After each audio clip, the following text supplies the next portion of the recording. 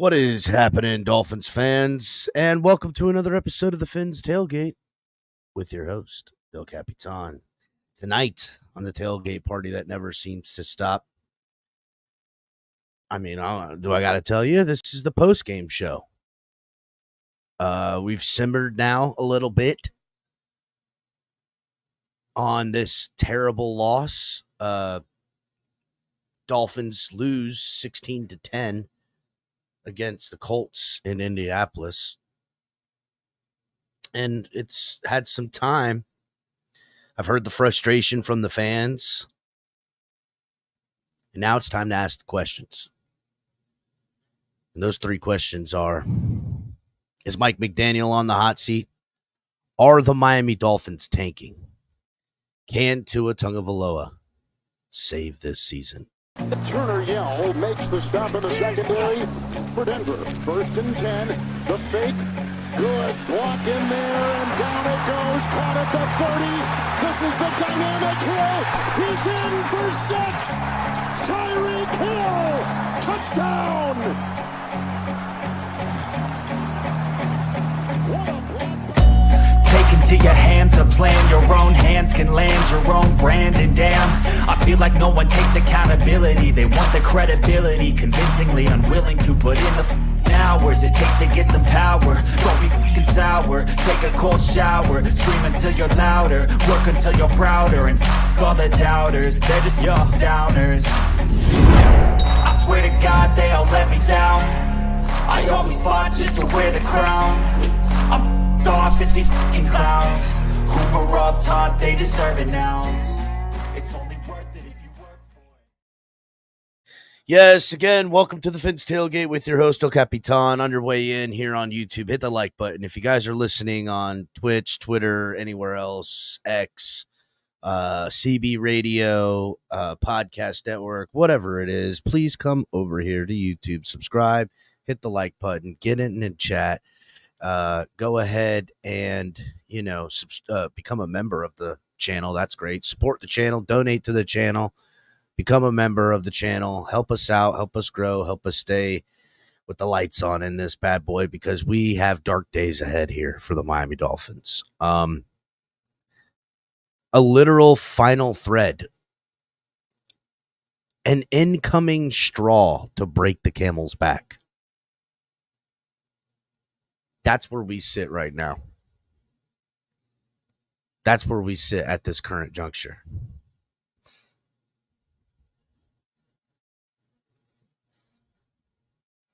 Adam says he's been listening to a tin can attached to a string. Great. Bihana, welcome. Hit the like button. John G, member and the homie. Either he on the hot seat or he took that $100K a game to tank. Flores turned down. Something is very wrong in Miami. Is it very wrong in Miami for us fans, or is it just according to plan for the Miami Dolphins? I don't know. Everything's on the table right now, ladies and gentlemen. Everything is on the table right now. The Miami Dolphins, that fielded one of the best NFL offenses last season, is the worst offense this season. I mean, their average on points per game is not just low, it's historically bad. Like, I mean, I'm trying to think of like historically bad quarterbacks, but whatever, it doesn't really matter. Just all around terrible, right? And because of this historical backslide for the Miami Dolphins, year 3 of Mike McDaniel, Mr. Finisher, what's up, buddy? Bryson, what's up, buddy? Jermaine, Fins, where was he at? There he is. Fins up 74. What's going on? Hit the like button. Liz, Sigma, Manolo, what's good? Michael K. Hit the like button, everybody, please. Mr. Dragoon, thank you. Hit the like button, guys, because we in for it. The season gets longer every moment of waking agony for us Dolphin fans. Man, Breece Hall putting on a freaking clinic right now. Of course, he scores a touchdown, which I have him on an anytime touchdown on a parlay. I don't know. Whatever. It doesn't matter. Look, because of this epic literal slide for the Miami Dolphins, and I just said it, right? One of the best offenses in the NFL, but since the Tennessee Titans game has been reeling of an offense, just reeling. Defense stepping up back when Fangio was here. I don't care what anybody says. And, I hear people wanting to trash the whole team because of the failure. And so they're willing, able, and delighted to trash on the defense when, I'm sorry, the defense gets turnovers. Zach Sealer, fumble recovery today. I'm sorry, the defense holds a team, as much and as often as it can. While the offense is turning over the ball and the offense is going 3 and out and the offense is losing on fourth down, not converting on fourth down, the defense is doing everything they can to hold back the bleeding. The Dolphins offense scoreless in the second half. After putting up 10 points, the Colts went 16 points unanswered by the Miami Dolphins. And, 16 points given up on defense is nothing. This is an offense that was averaging like 30 points a game last year. So, and hit the like button, everybody. Again, come over to YouTube, subscribe over here, get into chat with everyone, subscribe, all that good stuff. Yes, J Miami Sports. I did not want to feel like a loser tonight, so I put on a winning program's emblem, right? That's how I felt. I don't want to feel like a loser like the Miami Dolphins are. So I went ahead and, decided against it and want to feel like apparently we can only have one winner at a time in Hard Rock Stadium. God forbid the Dolphins have a 7-0 Canes and the Dolphins are, respectable, right? Just respectable. When I say respectable, I say not losing games to the Seattle Seahawks by 24-3, not losing games to the Tennessee Titans on Monday night, not losing games to the Colts, putting up only 10 points of offense.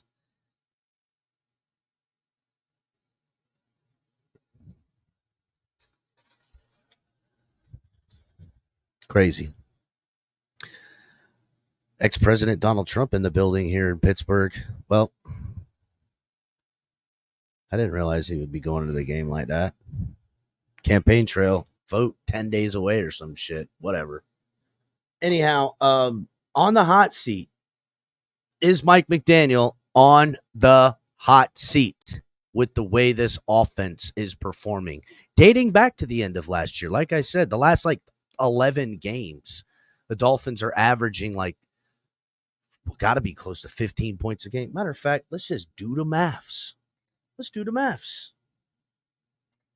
I'm going to do the math in real time, folks. So we won't have any. Let me get out pen and paper. Yup.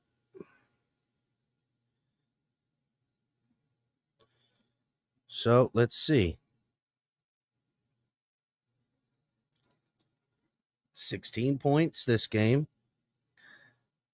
15 the last. 12 the time before that. 3. 10. And then 20 points in that Jaguar game. Pretty ugly. So let's now go back to last year.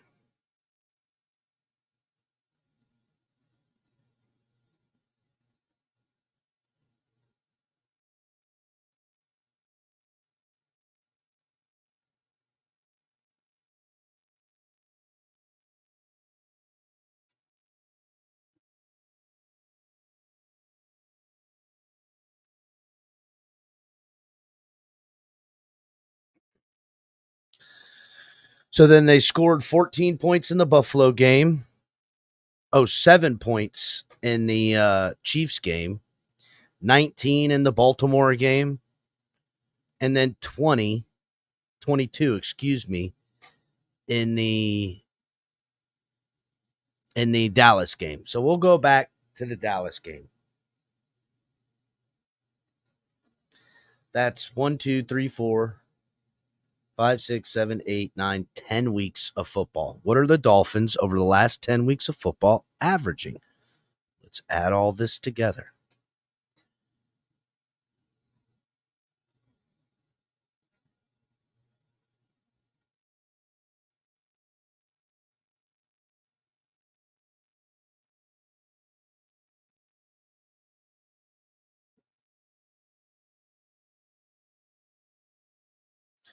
Averaging 13.8 points a game.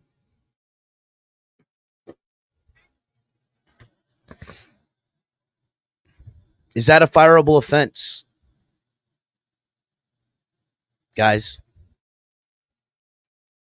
is it a fireable offense?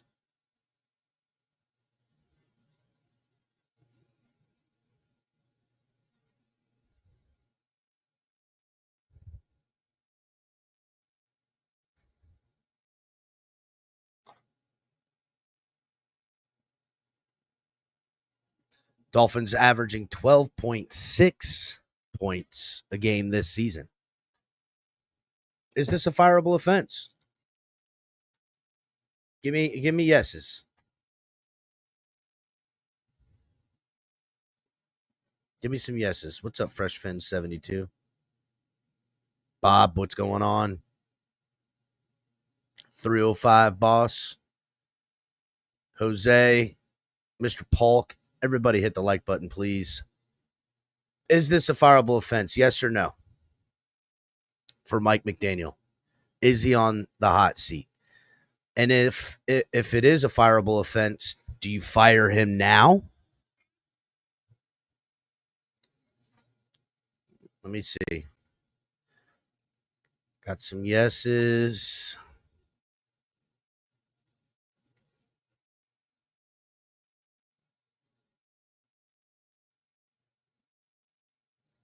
Got some no's. I need more. There's 40 plus of you in there. Give me some yeses or no's in chat, please. Yeses or no in chat.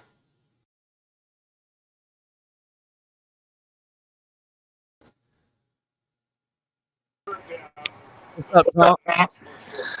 What's up? What are you doing? Just watching the Jets game. Yeah, Jets are up 7-3 after scored a touchdown. So look, we're talking about Mike McDaniel right now, right? And I'm asking, is Mike McDaniel on the hot seat? Does he deserve to be fired? And No, I people are saying no. I'm seeing No. a lot of no's. No. Tyler Huntley scored the first touchdown in 3 games? Okay, like 276 minutes or some shit. Okay, and then he gets injured. Okay, so now we're down. And then the third string, he couldn't handle it. He wasn't ready. Well, the offense coughed up the ball, twice on fumbles. I mean, look, I'm just speaking from what I saw. I think that he's having a lot. Like he had that quarterback going, and the quarterback got injured. Well, I don't know, Tonk, because the offense stalled mightily a bunch today. They turned the ball over, and I mean, to be real, Tyreek Hill and Jalen Waddle, right? Yeah, two of our most expensive weapons. Tyreek Hill had 1 catch for 8 yards. Yeah, and exactly. Jalen Waddle had 1 catch for 11 yards. So that's 19 yards on 2 catches on I think 6 targets or something like that. I said 0 and it was 2 max. 2 catches. Yeah. So I mean, whose fault is that though, bro? Bro, those are top tier weapons. How are you not using top tier weapons? I I mean, I'm not going to argue. I'm not going to argue for him to stay anymore. Like I'm not. I like. It's so crazy. It was like last season when we beat Denver. Like it's like I saw that, but I didn't know how much I believed it. And it's like, and then some of the other games they won, it was like I saw it, but I didn't know if I believed it. And then it just kind of fell apart, and it sucks because I think he has the ability to be a really good coach, but I think he's not applying himself properly. Maybe he should be just a play caller or a offensive coordinator or whatever he was doing before. Maybe he shouldn't be a head coach because he doesn't have the ability to lead these guys. Because Yeah, I'm telling you right now, rather ugly a lot. Tonk. Here's the thing, right? And here's something I was questioning in the last stream from earlier. Which, guys, please again hit the like button. Okay, hit the like button. Get the likes up. They lost they lost by six points. So this is why I don't have a tremendous problem. At least their defense is I mean, it was against the Colts, but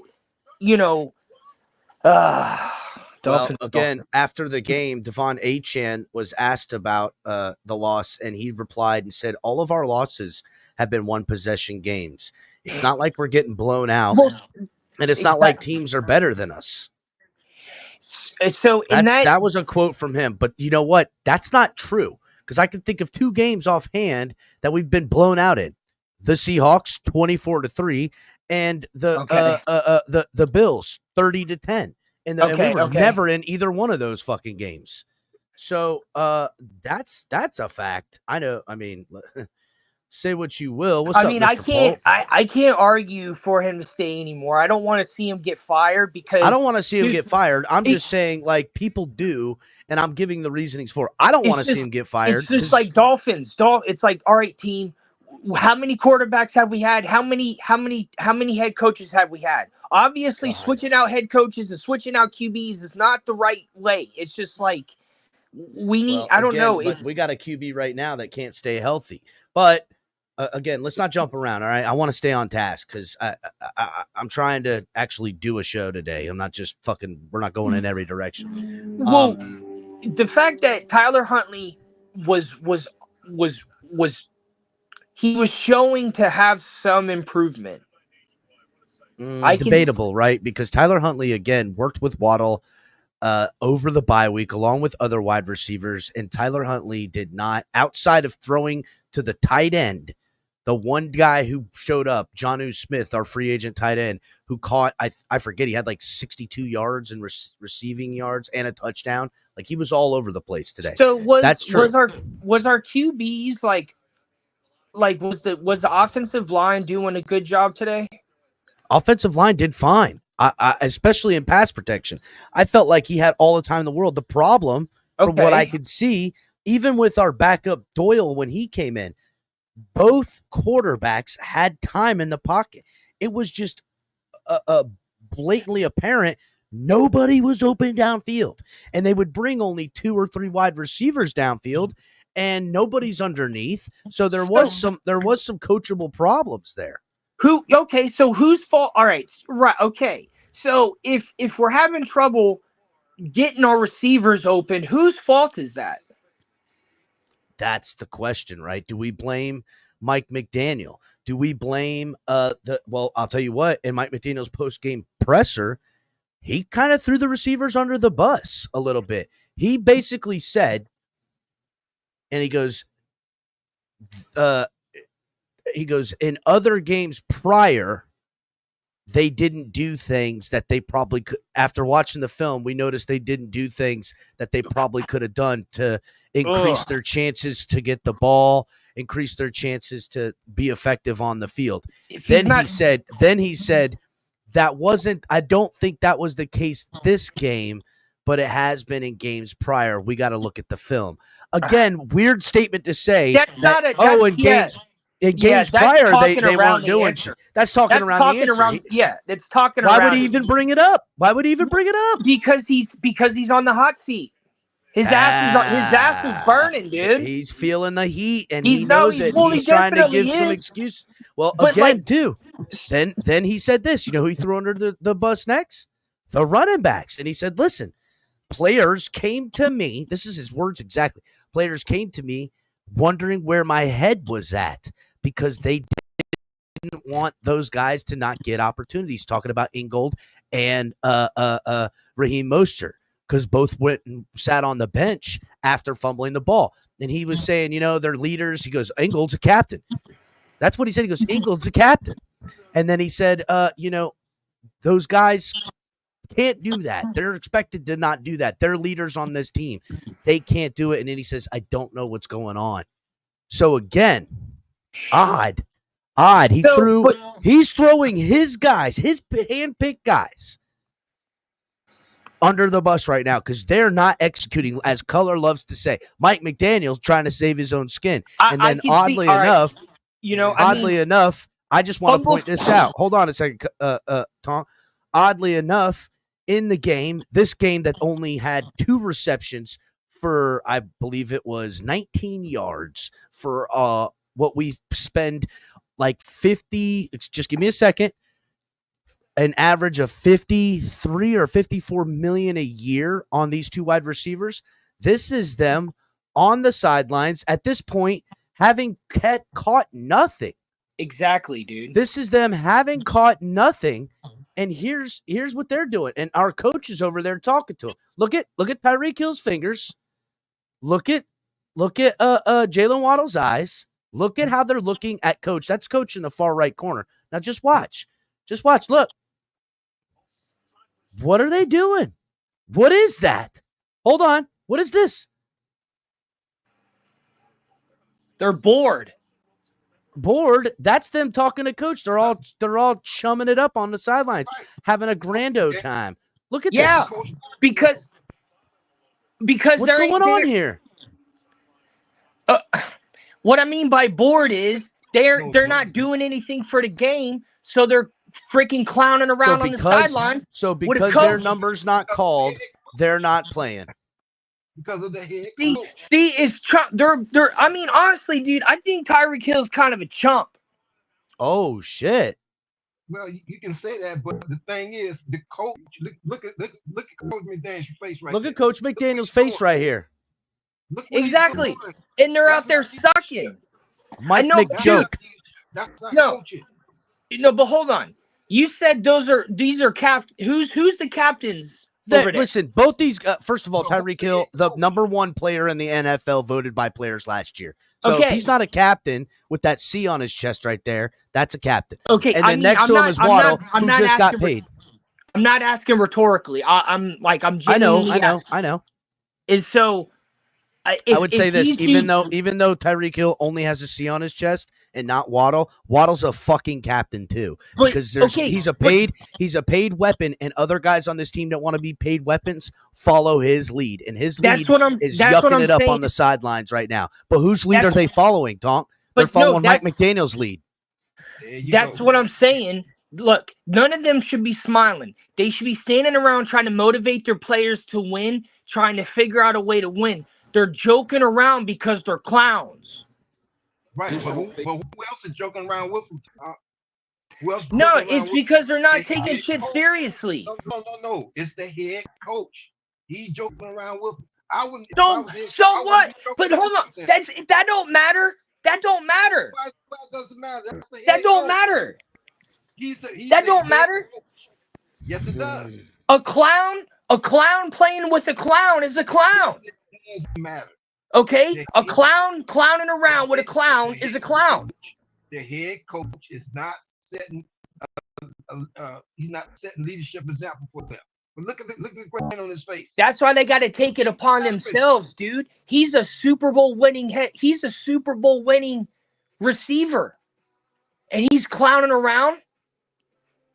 The dude just got arrested over some stupid shit, and he's over here clowning around.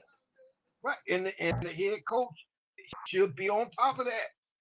Yeah, I mean, but dude, okay, but hold on a second. That's like me saying, my dad ain't done nothing for me, so I have an excuse to not do nothing.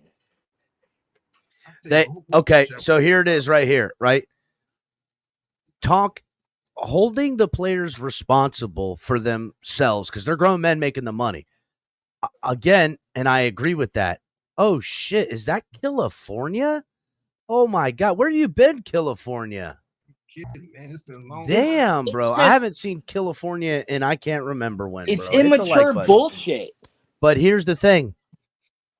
Mr. Polk is saying that the immature bullshit that you're seeing out of the players is only allowed because we have a progressive, player-friendly coach, a progressive player-run team, and this is run into the ground by the players because why wouldn't it?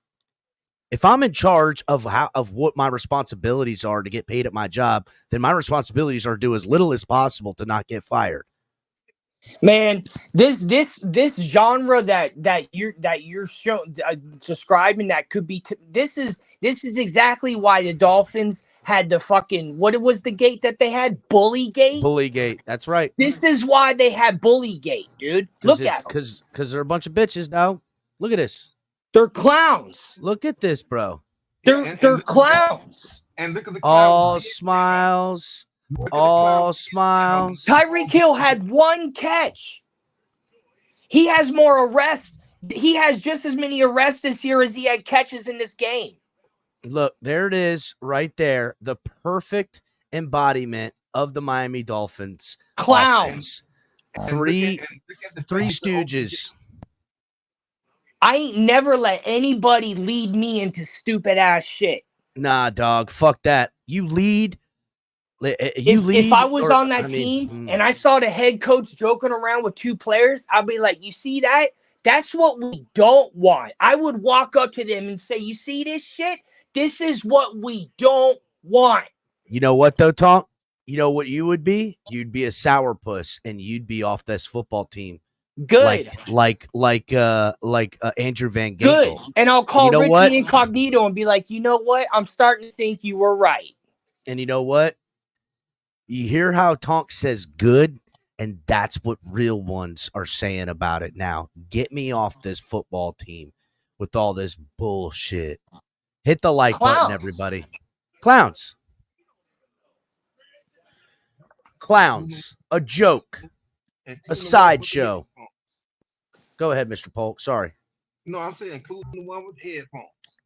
And then look at OBJ over there. He doesn't look like he's smiling and joking around. Yep, they clowning us, buddy. That's what the clowning is. And we getting clowned. And it's like, where's Odell Beckham Jr.? Is that him number 3? Yep, that's him right there. You know what he did today? You know what his contribution was? 3 drops. 3 drops. Where I swear to God, Tonk, Odell Beckham Jr., the way in which he catches a football is he doesn't go and get the football. He goes like this. He goes like this to catch footballs. He's like absorbing an impact. Like, what the fuck's wrong with this guy? For Mike McDaniels to insinuate that it was the players' fault for the loss today. Oh shit! Did you see that back shoulder catch by Pickens? Holy fuck! No. Oh my God! What a catch! Sorry, continue. It's all good. So I didn't see this video. Careful with the video behind you. Oh, you can just now. You're good. You're good. You can have it on. You can have it on. You can't. It's not legible, so it's fine. You can put it up. But like my handwriting. It can be there, and it's actually fine. Like, I like that, honestly. That's better. Have Yellow Wolf in. Well, you can get it in there every now and again. That's fine. Get it in there every now and again. That's what she said. So all right. So before I defended McDaniel earlier, I didn't see that video of him clowning around. And for him to say that it's the receiver's fault that they lost, and then him clowning around with the same receivers is clown. Bro, he's a clown with a parenthesis and a square. So it's all square. It's all squared. It's funny because, like I said, that's how much of a clown he is. He was taking it out on the wide receivers, but then he gave them a mulligan. He goes, yeah, they did it in games past, but this game, they did exactly what we wanted. And what is exactly what the Dolphins want? Nah. Clown activity. It ain't got nothing to do with being progressive. There's a way to be progressive and not. Well, I say progressive as far as the NFL. But he's copping out. Well, I say progressive in the way where the Dolphins are the team that they are. Meanwhile, the Steelers with Russell Wilson marching down the field right now are the way that they are. It's like, and it ain't no player friendly team. Think about it like this: they try to be progressive when they protest by kneeling, but everybody gets pissed off about that. But then we allow the players to make all the decisions, and nobody's got a problem. It's like. Well, okay. Like, we fully empower a fucking football team. That's because that has nothing to do with being progressive. Kneeling against the flag is not progressive. It's political. Well, it became political. I think in its wait a minute. What about kneeling for anything makes that act progressive? You did it now, Tom. No, I meant like. It's progressive because it's anti-United States. That's why it's progressive. No, I got it. No, I got it. No. Well, I said allowing it. Well, hold on. Let him fucking answer, Color. Goddamn. Go ahead, I said Tom. like if they allow, like trying to get them to remember when it was like this, like versus good or bad. So it's progressive to allow lawlessness, to allow no rules. And everybody to do whatever they want. What are you talking about? To give everybody license to do everything is progressive. I'm asking what defines progressive. Okay, I cannot define progressive. I can give an example, but I can't define it. Okay. Progressive to me would be allowing someone to kneel in the NFL at the anthem and not get like a penalty for it or suspended or something like that. And to me, that's similar to allowing the players to make decisions about coaching. Okay, I got you. That's an example. Now I'm asking how that example is progressive. Because I would say it's progressive because the players are doing something they'd never done and speaking up and speaking out. No. What it is it's giving the players license.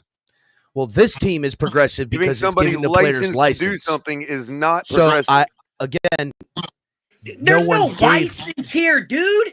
Dude, don't patronize me, bro. No license. Don't patronize me, okay? What do you mean don't patronize you?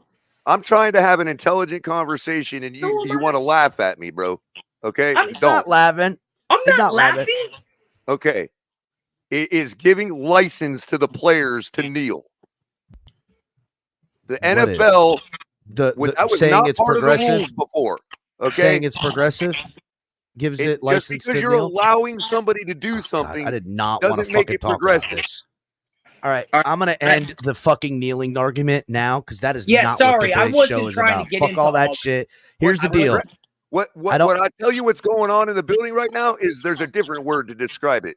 It's called regressive. How's it regressive? Because I would. Have you not seen our production this year? We're talking compared to last year. That's called a regression. I would say this right here. A regression of this football team is apparent, right? And I would say the progression of I'm tired of this idea that letting everybody do whatever the fuck they want is progressive. First of all, kneeling is a sign of reverence. That's number one. So it's not against the law to kneel. I want to put it up there. It's not anti-American to kneel. That's a sign of reverence. Kneeling by definition, and it's not lawlessness. I didn't say it was. But that's the whole. All right, I'm progressively ending all that shit. That's what I'm going to progressively do right now. We're not talking about fucking kneeling on the flag any goddamn more. I don't want to hear it. It could all burn in hell for all I give a fuck about. Everybody who wants to kneel and everybody who don't want no one to kneel needs to shut the fuck up because I don't give two motherfucking fucks about it. I don't want to hear it anymore. Sorry for the loss for your goldfish donk from Michael K. No more fucking kneel talk. That shit's on a different show. The real talk of it is that the Dolphins not having a self-awareness Mike McDaniel coming out and essentially throwing the wide receivers under the bus in his post-game press conference. Meanwhile, being in a photo and in a video opportunity like this. I'm not going to fucking say or hear anything else other than that. Look at what I'm looking at from this fucking coach right now. Look at what I'm looking at from my coach. That is not okay. No. Not okay. He's going to sit here and say that this team failed him, but he is the reason for its failure because of this type of fucking attitude right here. In the middle of the game, doing this now. Things now, Cap. That's that's how it is now, bro. I'm just sick of that's what's driving me nuts. That's grow. how this is. You got to progress, bro. You got to come into the new paradigm, bro. That's how this is my football team now. That's my football team. That's my football team. Military member. The military don't own our flag. That's number one. Oh my God, Crypto, come on, man! I wasn't trying to get all into that when I made that. That was just an example. I wasn't trying to get all I'm talking about this notion that the United States military own the flag via the NFL. First of all, that's paid for patriotism from the freaking Tillman, Arizona thing. That's bought and paid for fake patriotism. I would say this, fucking, NFL is doing anyway. It's fake. It's paid patriotism. Okay. Yep. Your Crypto's right. Everybody else is wrong. Paid patriotism. Still not progressive. Mike McDaniel with his progressive fucking football team. Don't want to hear any more shit. I say it's progressive. It's fucking progressive because the players are running this fucking shit show right now. And it's progressive because guess what? They're a team. Out of Mike McDaniel's own words, he's part of the team. Fuck that. You need to be the boss of a motherfucking team, not its fucking friend. You'll never see. Gotta stop. Progressive when I start seeing some progress. Okay, well, touche. But you'll never see Bill. You'll never see Bill Belichick. You'll never see Bill Belichick on the sidelines laughing, whether they're winning or losing. Maybe I don't know. You did see you see that Bill Belichick smirk out from underneath the fucking hoodie every now and then. You'd never see teeth and laughter. You would never see this. This you would never see. You think Nick Saban would be over there doing that? You know what? You would see him more likely fucking hitting him in the head. Goddamn, Breece Hall might run another touchdown in right now. God, fucking A. That's what you would see from a team that is out of it in a game against Bill Belichick and pulled off a trick play and they'd smirk. That's about it. Again, I am unimpressed by this Dolphins football team. What was I on? This one? No, which one was I on? I liked that last one I was on. This one here. I'm unimpressed by this football team. It is completely devoid of everything it was last year. I know. And to me, right, with Mike McDaniel saying what he's saying, with also other things. Now, here's the crazy part, right? We talked about this in length about what happens if the Dolphins lose against the Colts. What happens to Mike McDaniel and what would happen depending on what type of win or loss it would be. Right? When I say that, a close win in a game that they only score, 10, 12 points is almost as bad as a close loss where they lose 10 to 16 points because it's uninspiring, it's ugly, and this fan base is growing tired of the excuses and the bullshit and the wait and see. We played that game for years now with Tua Tagovailoa, and I didn't want to play it then. I ain't playing it now. So when Mike McDaniel comes out and gives the wide receivers a mulligan, are the Dolphins tanking? And if they are tanking right now, is this all a part of the plan? Hold on. It's all a part of the plan because looky here, and I don't know if you guys can see this. Let's see if I can. That on the side of the bench here in the white ball cap is Christopher Aloysius Greer. sitting on the bench, our general manager. Sitting next to him is his boss, the go-between between Ross, the guy that cares about the money, the guy that cares about the brand, the guy that is in charge of all the other bullshit. That's Tom Garfinkel. And they're sitting on the bench on the sidelines. Okay?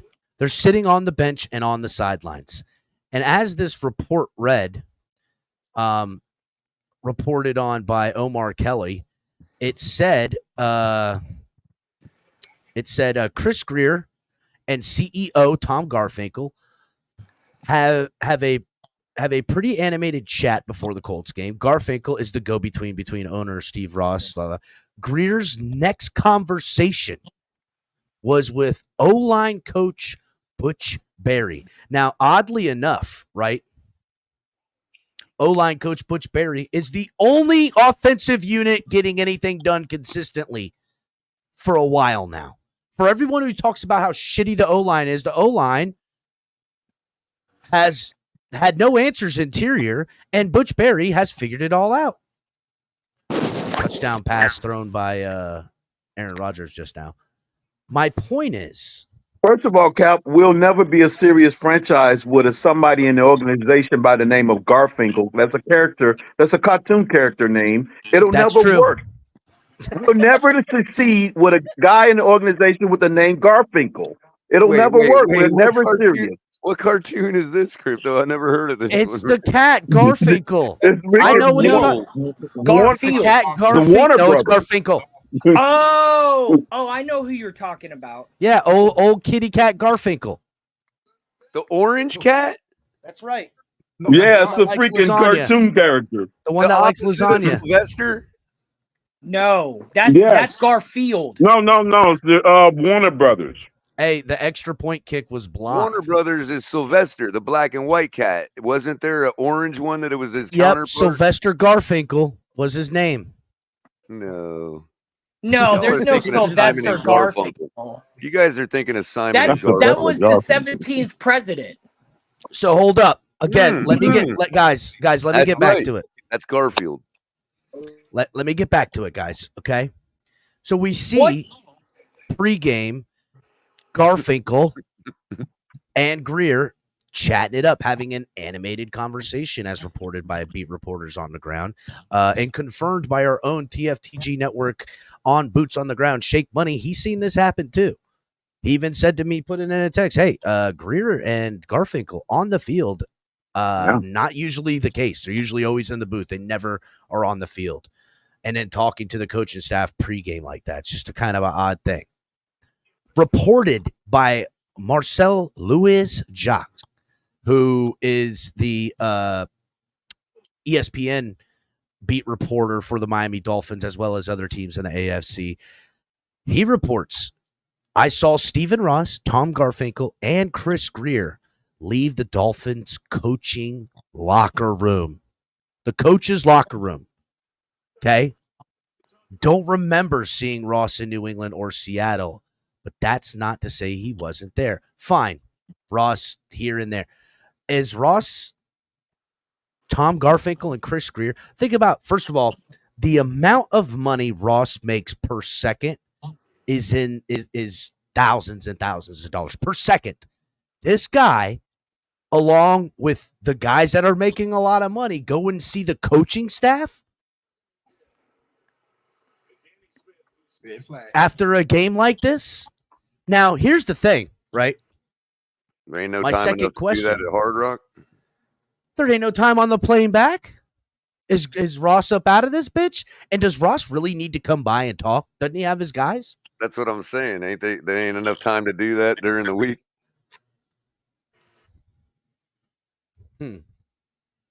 So, all right.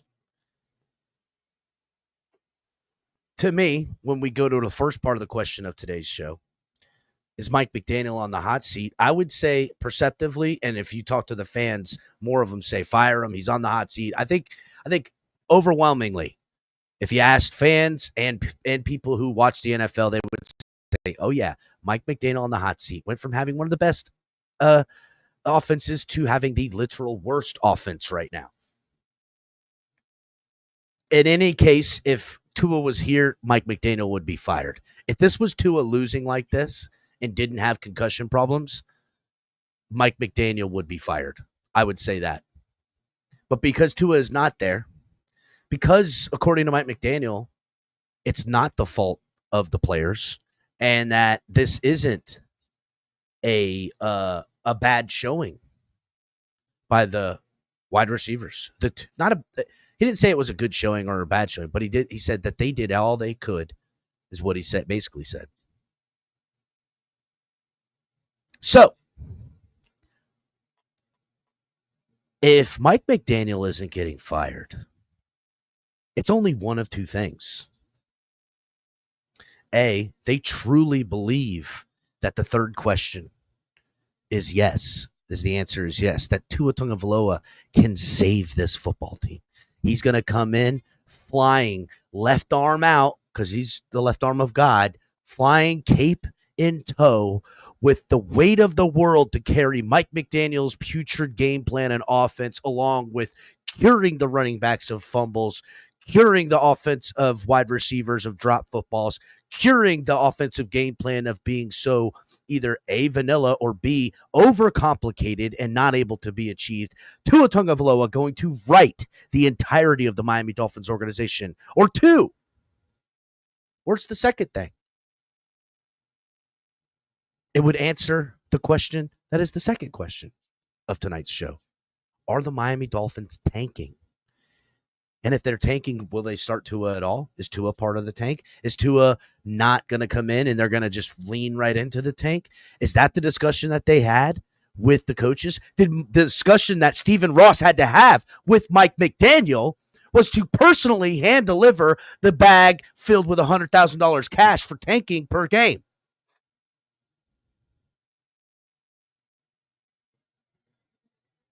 What's happening to this Miami Dolphins right now? Because as we currently sit, we know nothing. We have zero ideas of whether or not Tua is going to play.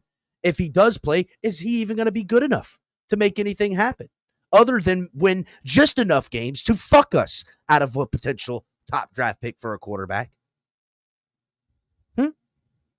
If he comes out and breaks a leg, are we now on the hook with an injury clause for more money that we must carry now on dead cap, with all intention of moving off of Tua?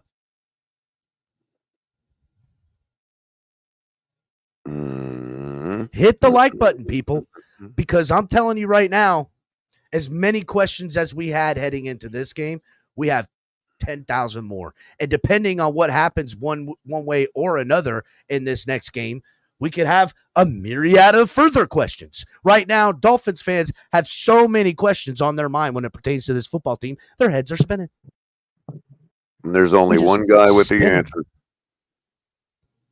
There's only one guy with the answer. Whom is that? It's over, Johnny. It's over. Is that you, Color, telling everyone that it's over?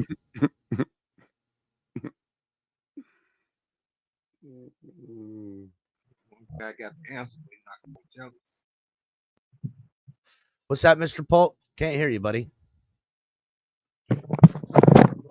I said, I know one guy who has the answer, but he's not going to tell us. Color, tell us the answer. I just told you the answer. It's not Color. Color withholding information. You didn't see the answer? I just said it. I just showed it. No, I'm sorry. El Cap is God Almighty, but he's not going to tell us. That's it. I'm not telling him.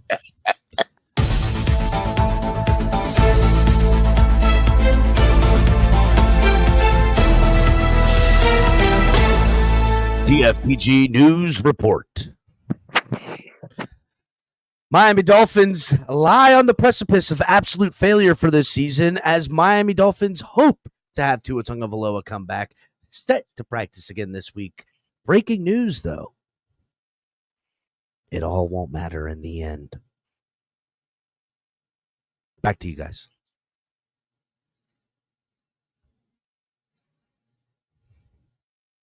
Oh, boy. Quick question, peoples. There will be some answers to go around, ladies and gentlemen, boys and girls, and children of all ages. There's a lot of people who did a lot of Tua Tagovailoa is the greatest football player in the world narrative. And that currently at this current juncture, they're now starting to go, well. Don't you miss my Tagovailoa now? He is him. Look how terrible this offense is without him. It's hard to argue, guys. How can we say that this offense isn't better with Tua when we know that that's a fact?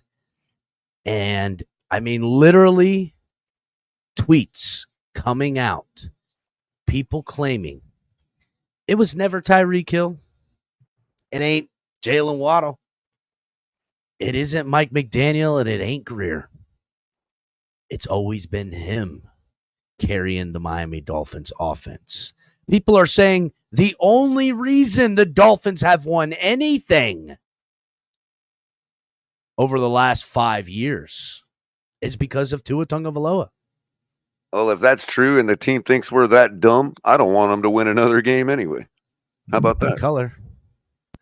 This is the man that will save us. Yeah, he looks it. Protecting that Scully. Got the Guardian cap. Where's that smile and them kick-ass shades he had on in the first half when we were winning 10-3?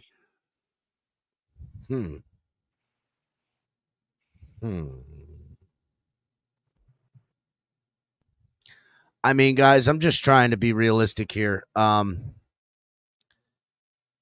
We're asking for more than a lot. We're asking for everything. God damn, which one was it? I keep mixing it up. Nah, I don't like any of these. I like that one. Adam with the $10 donee. He says, I need the color after a couple. I need the color after a couple of bowls. Damn. Yeah. I'm working on it, Adam. I'm working on it as we speak. Colors fucking jacked up, and rightfully so. I visited the florist after the game. I've eaten dinner. I'm sitting down to have a sesh, and we'll be cool here in a second. Sorry, Tonk, didn't mean to jump on you. Just a little aggravated tonight. And we've got just one more presser to get through tomorrow morning. And Crypto couldn't help himself to come over here. I understand. Gasoline on the color flames. That's because I misspoke, and that's a different discussion. And Crypto, I agree with you. I just was trying to be colloquial for the expediency, just to get the point across that I was trying to make. Was that it wasn't progressive. Now, I agree with you. It has nothing to do with being anti-American and all that. I misspoke. I will correct myself. Don't worry about that. All due respect. No, that's fine. All due respect. Yes, all due respect. Mike McDaniel is probably going to resign tomorrow at 8:00. The reason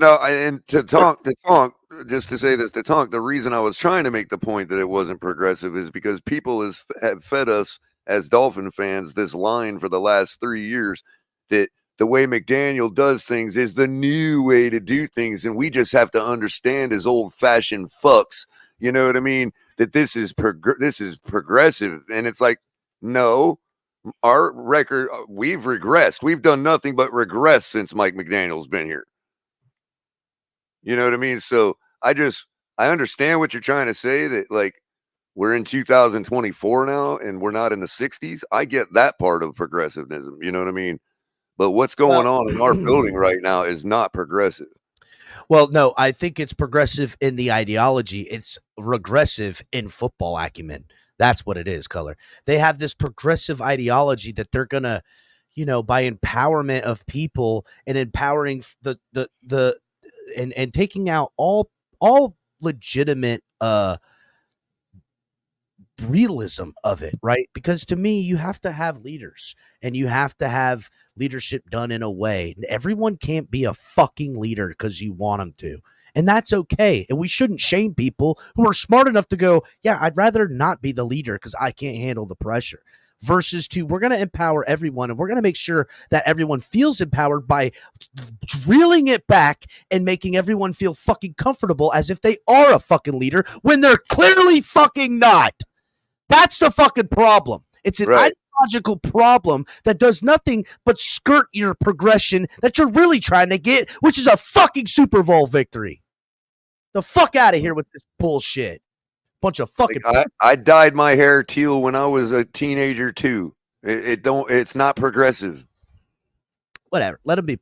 Again, I got it. Everybody, you know, it used to be getting a tattoo meant you were different. Getting a fucking hair colored meant you were different. Everybody's doing all that shit. Ain't nobody fucking different. We all the same. We ain't nothing but a bunch of dumbass meatbags. Okay. But sitting here to fucking try to fucking manipulate time and space to make everyone feel equal is just not fair to the people who are good or bad. The expectations of everything. And we're talking about a fucking literal warrior sport, a sport in which means your physicality has to be met every time, and you better have the mental fortitude to fucking bring that. And if you can't, that's your fucking problem.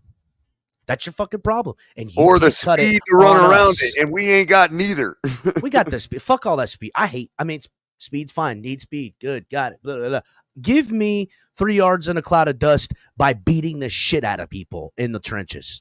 I like the game plan at the start of the game, but the second we switched up, we didn't do shit. And that's the facts. So hit the like button, everybody. Subscribe if you're new, where you can get hard-hitting stuff like this. Just so you guys know, shortly after the meeting between Ross and Greer and everybody that went into the coach's room, I released a photo that was given to me of Mike McDaniel, who took it of himself in his car after the meeting. I put it on X, said breaking news. Miami Dolphins head coach Mike McDaniel was seen leaving the locker room after the meeting with owner Stephen Ross, GM Chris Greer, and CEO Tom Garfinkel, and the picture evidence is not good. This is a picture of Mike McDaniel after that meeting. Avert your eyes, kids, because Mike McDaniel didn't look like the meeting went well, boys. Did not look like the meeting went well. Looks like it was a real tough conversation for Mike McDaniel that had some splaining to do, I guess. And Chris Greer, Tom Garfinkel, and Stephen Ross did not pull any punches, for lack of a better term. Apparently not. And so, again, still has his job, right? Still has his job, but looking pretty rough, not going to lie. I mean, again, real quick, I'm sorry for the children that watch the show, but, Mike McDaniel in a rough situation, and owner, GM, and CEO of operations obviously displeased with Mike McDaniel, who put that on his Instagram right there, boys. So, yeah, just crazy. So, yeah, I broke that news. Didn't take off like I thought it would, but, is what it is. People, we're always 3 or 4 days ahead. What did I just miss there, Cap? I just came back to my phone. I saw somebody bloodied up. Who was that? That was Mike McDaniel after the meeting with Ross and Greer and Tom Garfinkel. He was he was spotted leaving. And he got hit with a hammer. I'm blaming the cartoon cat. Look. I mean, that's Mike McDaniel, dude. Don't tell me that's not Mike McDaniel, bro. I'm blaming the cartoon cat. That sucks. Garfinkel, That's Mike McDaniel taking a picture in his car after the game and posted it on Instagram. But he still has his job. So there is that. He still has his job. Do he, or is he going to resign tomorrow morning? I'm placing a bet that he's going to resign. So Crypto, you're he got bloodied up. Oh, you're going with the third contrarian alternative. He's not going to get fired or keep his job. He's going to be forced to resign. Oh, I like that, Crypto. Right. Well, it'll be a resignation. If I'm going to play devil's advocate outside here, the box, bro.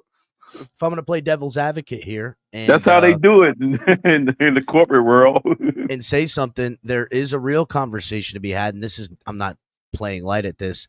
where Mike McDaniel emotionally and psychologically, with a guy that's had his own demons to fight in life, when does it become problematic that, for his own personal psyche, which is, player health is just as important. Oh, interception thrown by Rodgers. What a terrible fucking throw.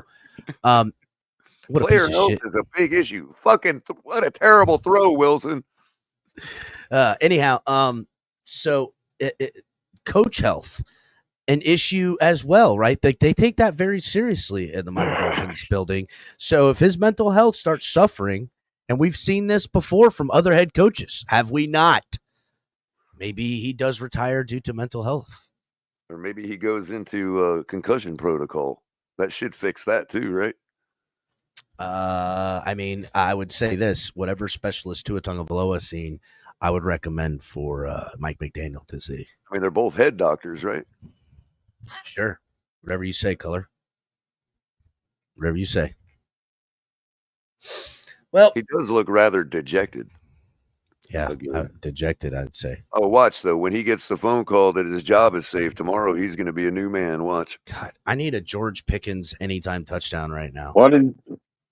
George Pickens? Oh, okay. Yep. You got him on. Alec Ingold could have gotten me a touchdown today, and he didn't. Alec Ingold couldn't hold on to a football today, which is terrible. What's the time over under on when we hear news McDaniel gets fired tomorrow? Oh, he doesn't get fired tomorrow. That wasn't my question. If there's an over-under given it, it would be 2 p.m. would be the over-under. Okay. So since you don't think he's getting fired, you would say over 2 p.m. I'm taking the over. Right, because that would mean 2 years from now is also over. So, yeah, you would just take the over if you didn't think he was getting fired, right? That's right. That's right. Because I don't believe he's getting fired. Because I think, again, it's going to come down to this game. Because, again, whether Tua plays or does not play. But isn't that going to be an even worse indictment on him, dude? If Tua plays out, that means you either really are that bad a coach or you've been faking it the whole time so that Tua don't get upstaged. How does that reflect positively on Mike McDaniel, either outcome? George Pickens. Because nobody's going to buy it, dude. Nobody's going to buy that we all of a sudden got good again because of Tua. Nobody's buying that shit. Color buying it. They're selling it right now, Color. But the Tuaneers aren't even buying that shit anymore. Well, Color, I don't know if you've been on Twitter lately, but I'm not talking about the Alabama Neers. I'm talking about Color. You forget, buddy. Tua on practice Tuesday coming out with the media and talking to the media. Nothing. I'm saying there's Tua been 3 coming out. They're gonna send like 8 6-second clips of him running around, throwing the ball, laughing it up, giving fives to the boys, playing with the towel, playing snap towel in the locker room with the boys. Okay, but what I'm saying is normally I see 80 or 90 guys, different guys a week saying that shit. I'm only seeing 3 now. Same 3 dudes. Color, probably again. The 2 bot accounts. You know what I mean? Color. Nobody's buying the shit. Listen, no one's buying it because the sell is always there's the bots. Okay, yes. There's the Tua sexuals. Yes, they're selling and selling. Every time the Dolphins lose, their wiener gets a little hard because they they're happy that the Dolphins are losing without Tua. What I'm saying is they're holding out hope, Cap. They're happy that they're losing. Those are bots. The few people left that you see buying it are bots, bro. No. Well, again, the real selling of it has yet to begin. True, Color. Listen, even the Dolphins reporting on it, talking about it, even I haven't heard one person until I heard Tonk. Dude, until I heard Tonk standing up for McDaniel when it first started before he was working with the extra information. I haven't heard anybody say anything about Tua is the guy or Mike McDaniel. The only ones are the same 3 Twitter accounts that say Tua is God. Those are the only ones. Literally nobody's buying this shit. Oh, George Pickens with my anytime touchdown. Let's fucking go, boys. Let's go. Russell Wilson's balling out, huh? See, I had Breece Hall on an anytime touchdown and George Pickens on an anytime touchdown. The people they don't have on their side anymore are the real Dolphin fans that just happen to be big-time Tua fans. Those people have abandoned the Tua project.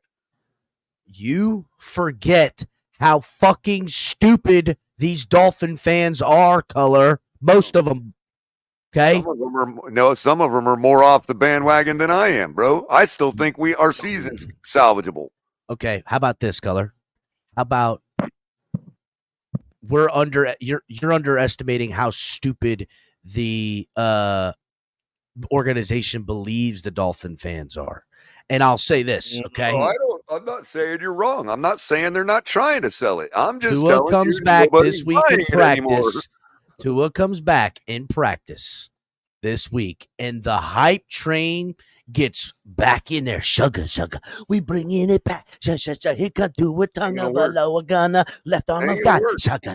He gonna save the Dolphins season. Gonna go with the sugar. To a tongue of a lower. To a tongue of a lower. That's what's coming. And listen, if he plays and he wins, I don't give a fuck if he ekes out a fucking 11-10 victory.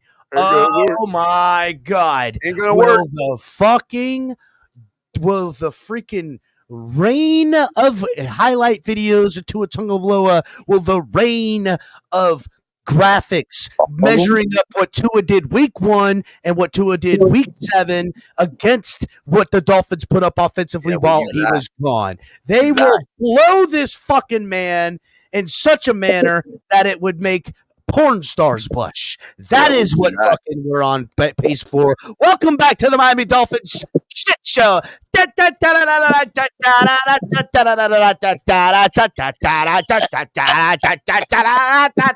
Miami Dolphin fans are stupid. They're gonna get cucked once again. Fucking idiots. Yeah. I like that. I'll tell you what they're going to do, Adam. They're going to get back on my bandwagon, and I'm going to be the one driving. Well, I got a bandwagon right here for you, girl. Just sit right here. Yeah. Just sit right here. So, again, do not, TFTG show members, get fooled by what this Miami Dolphins franchise is really about, and that's making them dollars. They would rather go for 7 more wins this season, 6 more wins this season, and sell their Tua Tagovailoa hype train to make as much money as possible. Yo, Adam, if Tua balls out, you and I are taking the bandwagon, heading out to Colorado and leaving all these motherfuckers behind and getting a big old fat stogie. All right? That's what we're doing. Okay? We're going to take the Dolphins bandwagon, okay? And we're gonna torch all the haters out there, get them off the wagon, fill that wagon full of weed, and head out to Colorado. That's what the fuck we're gonna do. It's gonna be my bandwagon. I like a nice, comfy bandwagon without. I like my bandwagon with cushions and ladies of the evening. Yeah, Adam, you got to bring the ladies of the evening. Make sure you bring at least 2. Ladies of ill repute. Yeah, make sure they're of ill repute for sure. Yes, thank you, Color. I don't want to be marrying them. No. Matter of fact, fuck Colorado. We're gonna take this bandwagon, fill it full of weed, and head out to freaking Bunny Ranch in Arizona. Or Nevada. That's where we're going. Let's go. Fuck it. Let's go. Maybe we'll put Odell there or something. Alex Rene Diaz says his wife's listening. Sorry, Mrs. Diaz. Alex is not invited. Even though you know what? Alex is invited, but he will be, what do they call the guy that drives the fucking he's our chaperone. I don't think they call it a chaperone in the old timies. What do they call those guys? The rickshaw guy. The rickshaw guy. He's going to be the rickshaw guy. The only wood that's going to be in his hand is the fucking bolt thingy for the wheels. So our bandwagon amounts to a rickshaw now. Is that what we're doing? I guess. I don't fucking know. Whatever. Some of that shit. Yeah, he's rickshawing us around. It looks like on the field. I mean, Well, I don't know. Yeah, chauffeur. He's going to be our chauffeur. He's going to be our chauffeur. A chauffeur. A chauffeur. A chauffeur. A chauffeur.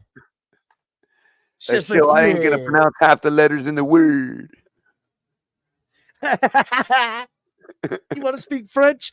Just skip half the letters in every word. You're speaking it just fine. And add a couple. You can pepper a couple different ones in too. Especially those ones with like the little symbols above them that you don't know what they really mean. Right.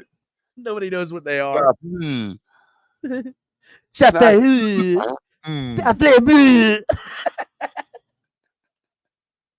Oh shit. By the way, that snort was a French laugh. So life sucks for us right now. But here again, questions. Mike McDaniel on the hot seat. Sure. Are the Miami Dolphins tanking? Can Tua Tagovailoa save this team? It's already started. That question. We're already started that. Go ahead, Mr. Polk. No, if you listen to the game toward in the second half, the commentators were already talking about Tua's return. Oh, puke me another one, Mr. Polk. Oh my God. They were. And I said, oh my goodness, here come the sugarcoating again. I hope the NFL gets what they're asking for. That's all I'll say. Color. I hope to God we put names on it here, Color. We put names on it here. You tell me what you mean. Tailgate. You know exactly what I mean. I hope the NFL gets what they're asking for. Because obviously the NFL is all on board with running this guy till his wheels fall off. So let him fall off. I'm with it. I'm no longer going to fight the NFL, the Miami Dolphins, Tua. No longer going to fight it anymore. Let the wheels fall off. I don't give a shit anymore. I hope they get what they want. Damn, Color, sounding like a real hater. Looks like you're going to be winning that award again this year, Color. I sip my soda that I'm sure somebody spit in. I just would like to say to all of you, kiss my ass, you rotten mother. That's right. Now, if you'll excuse me, I'm going to go home and put some water in Buck Nasty's mama's dish. Good evening. And then I'm going to shat myself. So, yeah, really, just an absolute insanity. Crypto's like, I had enough of that one, man. I'm out. Color, boys, audience, are the Miami Dolphins tanking? And if they are, I call shenanigans right now. I call collusion. I call shenanigans. And this is only going to result in bad things for us. Probably what will end up happening this is what will end up happening. They'll deactivate Tua, right? And it'll be like, oh shit, Tua's not going to play. And we're going to end up cutting him at the end of the year. Mike McDaniel gets found guilty of tanking to get the picks. We lose the draft pick, get a fine. They fire Mike McDaniel to save face, say that he acted alone. We are stuck with Tua. Yep. We're stuck with Tua, having to hire a new head coach, which the new head coach market shrivels up like a really, really, really cold ice bath, if you know, catch my drift. And the Dolphins have nobody to step in as head coach, ultimately giving it to Weaver, who I like, but it's only going to be a lame duck season in which the guy will coach a year, and they'll then push everything off, get a first-round draft pick by putting up back-to-back tanking years with a team that they're selling off assets as they go, stuck with Tua, cutting him, paying him dead cap for the next 2 years, and we're on a 3-year slide. Here's the thing, real quick, Color. Here's the thing. People say fire Mike McDaniel, fire Chris Greer, fire, everything like that. To me, if you guys do that, we are not talking about tanking this year. We're talking about tanking 2024, 2025, and looking to hopefully have a football team again in 2026. That's what Dolphin fans are calling for right now. No more football the next 2 seasons. You're right. While the fan of the year is going to be out there waving them pom-poms, yelling at us all because we don't know how to cheer properly on 3rd down. Tell me about it, Color. Tell me about it. The fans of the year, the cucks stick around because they're here for their own nefarious ends. Oh, they get a car. I mean, and a free trip to the freaking draft. Which we should have a nice front row seat for this year, considering we're the Dolphins again, and we're gonna be picking the highest. No, Color, we're gonna lose that draft pick when they find out that this has been collusion the whole time. That's what's gonna happen, baby. That's Miami Dolphins. When's the scandal come out, bro? It's been a minute for a scandal. Hold on, let me check my wait till they get scandal somebody timer. on. Hold on, wait till Color, they give me get a somebody second. on. No, wait till they get somebody on reading those lips we were looking at earlier. Hold on, just a second. Checking my watch. Yeah, it's been about. I guess we could really call, because I have it here on my watch notes, the week 1 scandal with Tyreek Hill and the whole thing that happened. But was that a scandal? I don't know. If not, say if we're saying that's not a scandal, we're talking about a scandal incoming in the next 3 months. So look out, Dolphin fans. Scheduled timing on Scandalola is 3 to 6 months here for the Miami Dolphins. We're due for one. And I just hope that scandal isn't Mike McDaniel is a cheater and they're going to hang him out to dry and take the Dolphins first round draft pick. They certainly are. But they're going to take the Dolphins first round draft pick, bro. Yeah. When does Tua's father come in and start throwing Mike McDaniel under the bus like he did Brian Flores? When does that happen? What's the over under on that, Color? You got my boy hurt. I can already hear it. NFL says there has to be a limit on how many times a GM can tank. Oh, NFL Lit must not have got the memo. The NFL wide memo is now it doesn't take 1 tank anymore. It takes 2 tanks. You tank for the quarterback, and then you tank for all his weapons or his offensive line. That's the new tanking now. Tank twice. The 2-time tankers. Milk your fans as long as you can. Don't win until you absolutely have to. That's the new NFL, ladies and gentlemen. Hope you like it.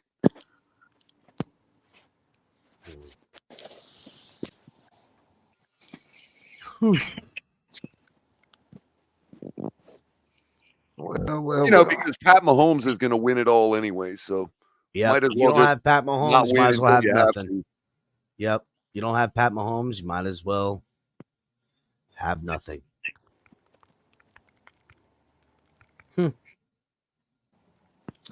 Son of a bitch ain't even in our fucking division. Or not in our conference, I mean.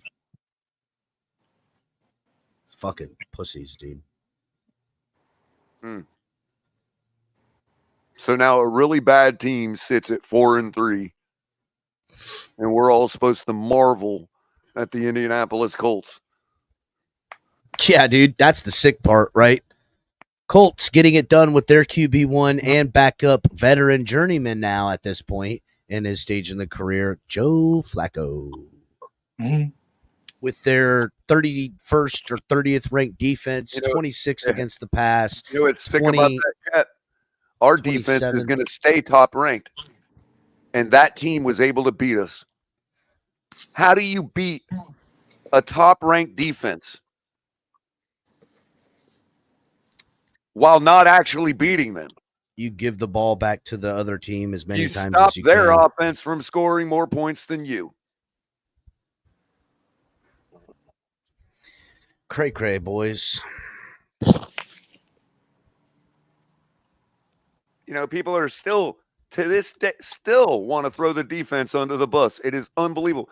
And when you try to talk about the defense, it's, oh, well, we've been playing bad teams. Yeah. I've heard that bullshit. That's right. And we have scored no more than 10 points against those bad teams.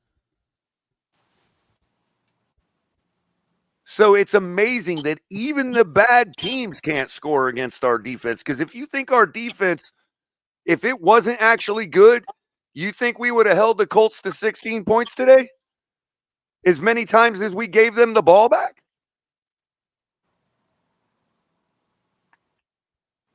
Yeah, the reason our defense isn't as good against the good teams is because our offense don't hold on to the ball. If you give Josh Allen as many chances as we gave Anthony Richardson today, that dude is putting up 60 points. Mark it.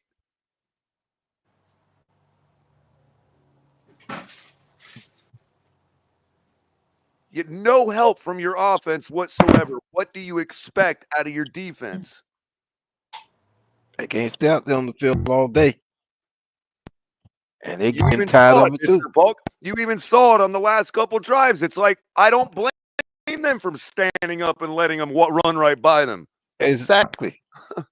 I was telling, hey, the defense should get a turnover and then go place the ball at the 1 yard line for them to pick up and score. That's what the defense should have done, just to make a point. And this was the case last year. Our defense owned that entire field today. Both sides of the ball, both teams.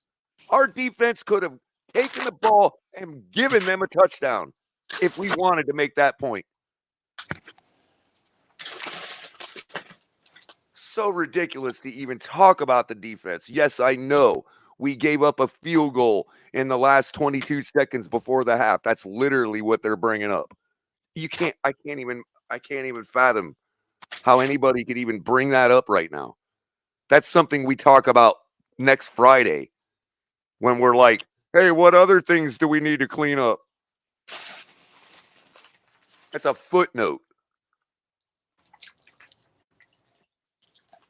So, yeah, I'm a little upset with the coach because every time somebody blames the defense, it makes me want to put the blame squarely where it is.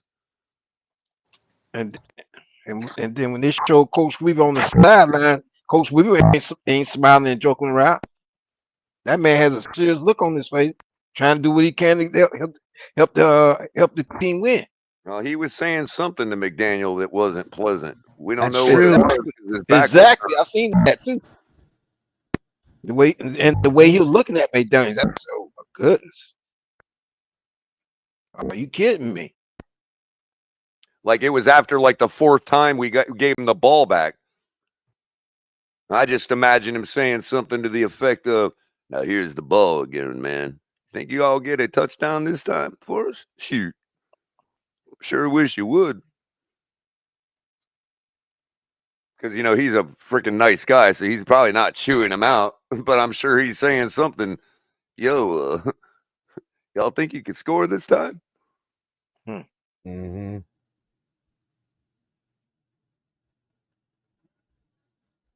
I can't do this many more times, Mike. And he loves you, Color.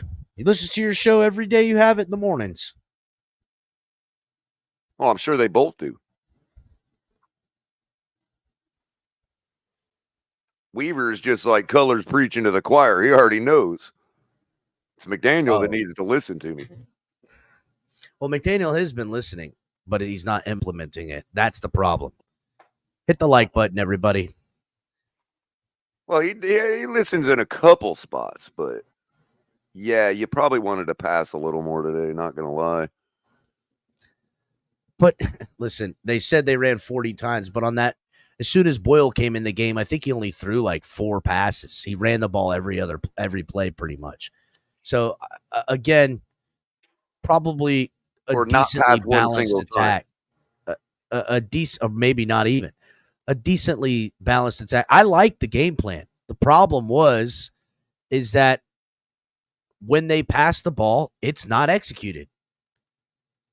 The runs, you know what? Sometimes they didn't go where you wanted them to go. But Mike McDaniel, he had Jalen Wright come in and run the ball, and immediately after Jalen Wright picked up, went right back to pass and stalled the drive.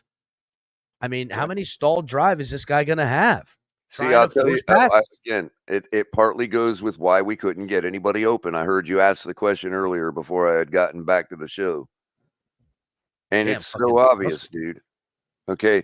Those plays you're talking about, the run play. Now, if we had over 40 runs, right, and we saw there was a few runs, maybe 10 of those 40, that pretty much either got 1 yard or went nowhere or lost, right?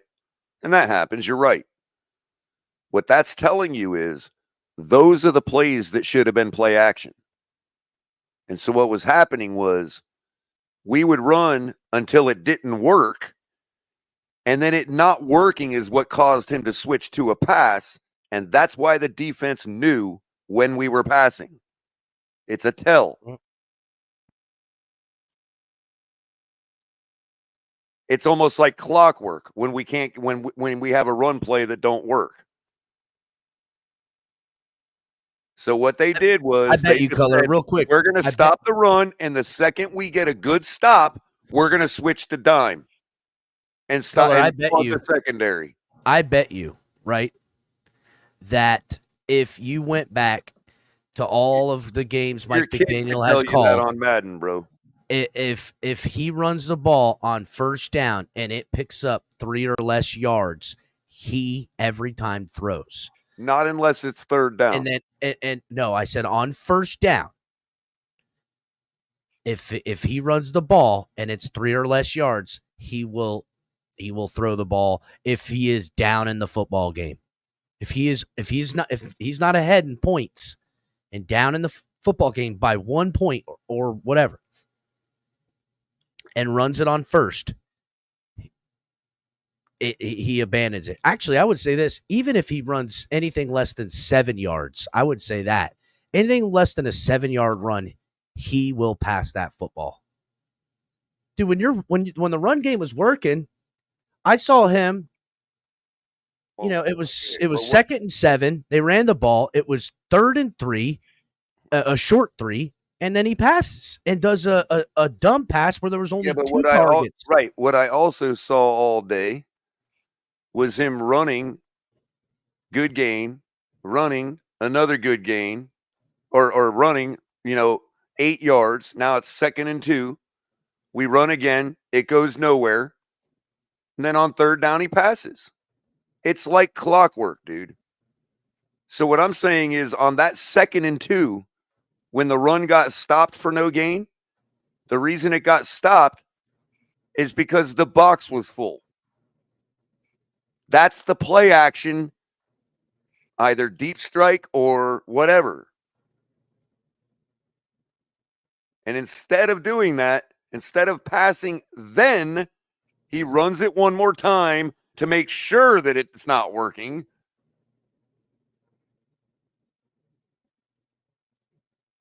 Which is the 2nd and 2.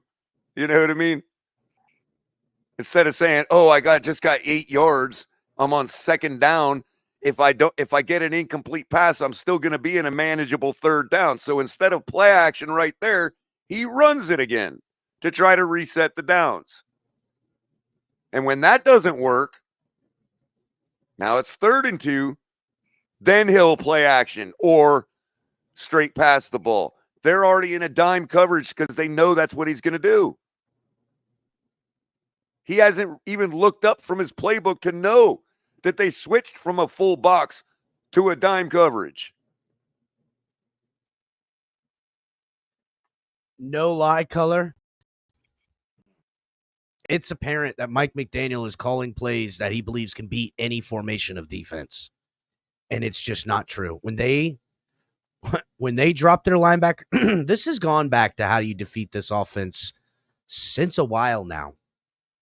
If you can bring 4 that can be disruptive and not leave a quarterback sitting in the pocket for more than 3 seconds, which they did, they left them in there longer than 3 seconds a couple times. But as long as you drop the linebackers up deep and play zone with shell coverage everywhere, we've got nothing to combat it. We've got nothing. To that point, did you notice how many times Huntley tried to run today? I did, because he's seen that formation and was Not like, only okay, that, I'm going to run.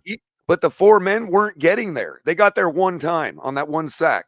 But the 4 men weren't getting there. What was happening is the receivers are expecting the ball to be thrown in under 2.1 seconds. So if it's not, they're like, play's over. They gave up.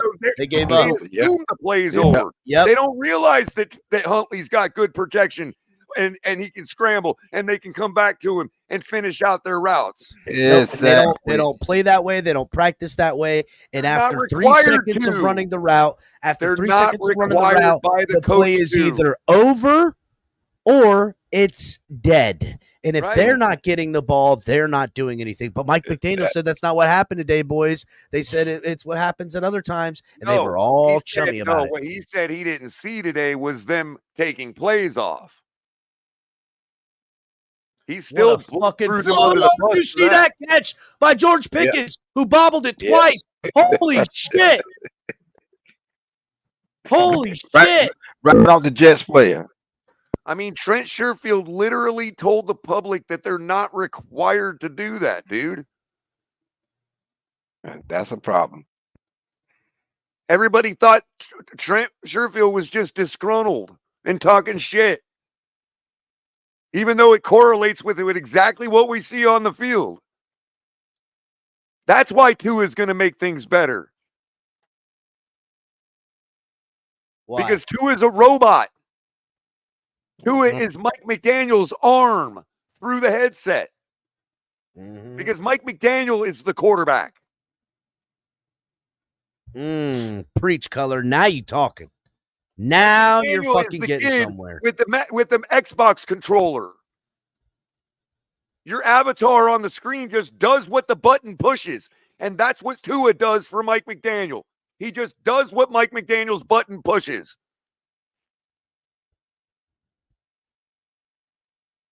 So that's why Mike McDaniel thinks he can just scheme out of everything instead of just letting the guys play football. Like every other game we see. Like this one we're watching right now.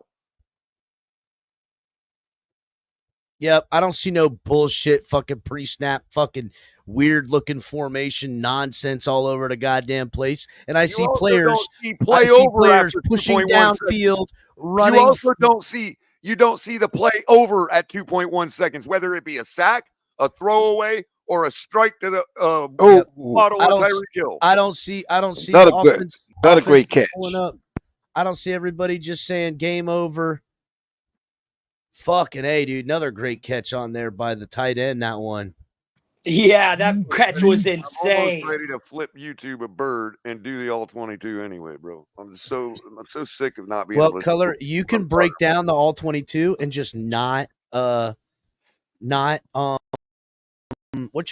not monetize it, and just break it down and do it. Not now, but just do a show of it. Do what I used to do. You could do it and break it down and record it, and that's what I did. Remember? We were doing all right then. But then again, color, I would hate for that to be what takes the channel down, as we're fucking doing all right now. I know. That's why if you pre-record it and release it, it's always safe. Oh, big run by number 30 there. 1st and goal. Yeah. What are you talking about doing? Breaking down the film. Breaking down the all-22. There's copyright. What is all 32? The all-22 is the game film. Yeah, if you're an NFL Plus member, you can look at on Tuesday they put out what's called the all-22, which is the coach's film. You can look at the plays. I'm on NFL Plus. I never. Yeah. Are you a Plus member? Yeah. Yeah, so you should be able to have it too. Like you can go look at last week's games if you want to try it out. You can watch the game broadcast. You can watch the sideline coaches cam. You can watch the end zone coaches cam. It's pretty cool. I'd love breaking down the film. I gotta talk something technical first. So everybody just bear with me for a second. So Tonk, there's 2 ways to get access to that. If you use your regular membership and go to NFL Plus and use their browser to browse the video, you won't have all the controls to stop and pause and all that, right? And to replay, right? And the different angles. What you need to do is you need to go to NFL.com, like the game cast screen for each game, and use the film that way, because that one gives you actual controls and all that for the videos and what plays you want to see and all that. You know what I mean? It's two different avenues to get to the same video, but one avenue doesn't have all the controls with it. So whenever you try it, just let me know if you're confused by it, and I'll explain all that to you again. You know what I mean? Just let me know when you try. 3rd and goal here for them. They should give it to Harris. Oh, no flag. I'm a little bit behind you, Mr. Bolt. My bad. Maybe it's just me. Cap, you want me to put the rabbit ears in the other studio? Might as well, Color. Yeah, if we're going to keep an eye on it. You know, hit the like button, everybody. It's been a rough day for Dolphins fans. Again, Mike McDaniel on the hot seat. Are the Miami Dolphins tanking? Is Tua going to be able to come back and save this season? If Tua comes back and saves the season, that would be everything that the Tua sexuals want it to be. So could we real quick, while we're asking that question, how about we also frame what defines save the season? So for instance, it's my belief, given the current NFL and the current state of the NFL with all the teams and their records and the state of our schedule, like how strong it is going the rest of the way, I would say that you're probably going to need a 10-7 record to say that you're a contender in the playoffs, that you're not expecting to be a one and done and all that you're a legit team in the playoffs. 10-7 is the bottom of the barrel record you could have to still make it in like that. What the heck is Rodgers breathing in? Probably a smelling salt. Yeah, it was in a bottle. So they put the smelling salt stuff in those bottles too. So if you go based on 10-7 being the requirement, Tua has a 3-game buffer.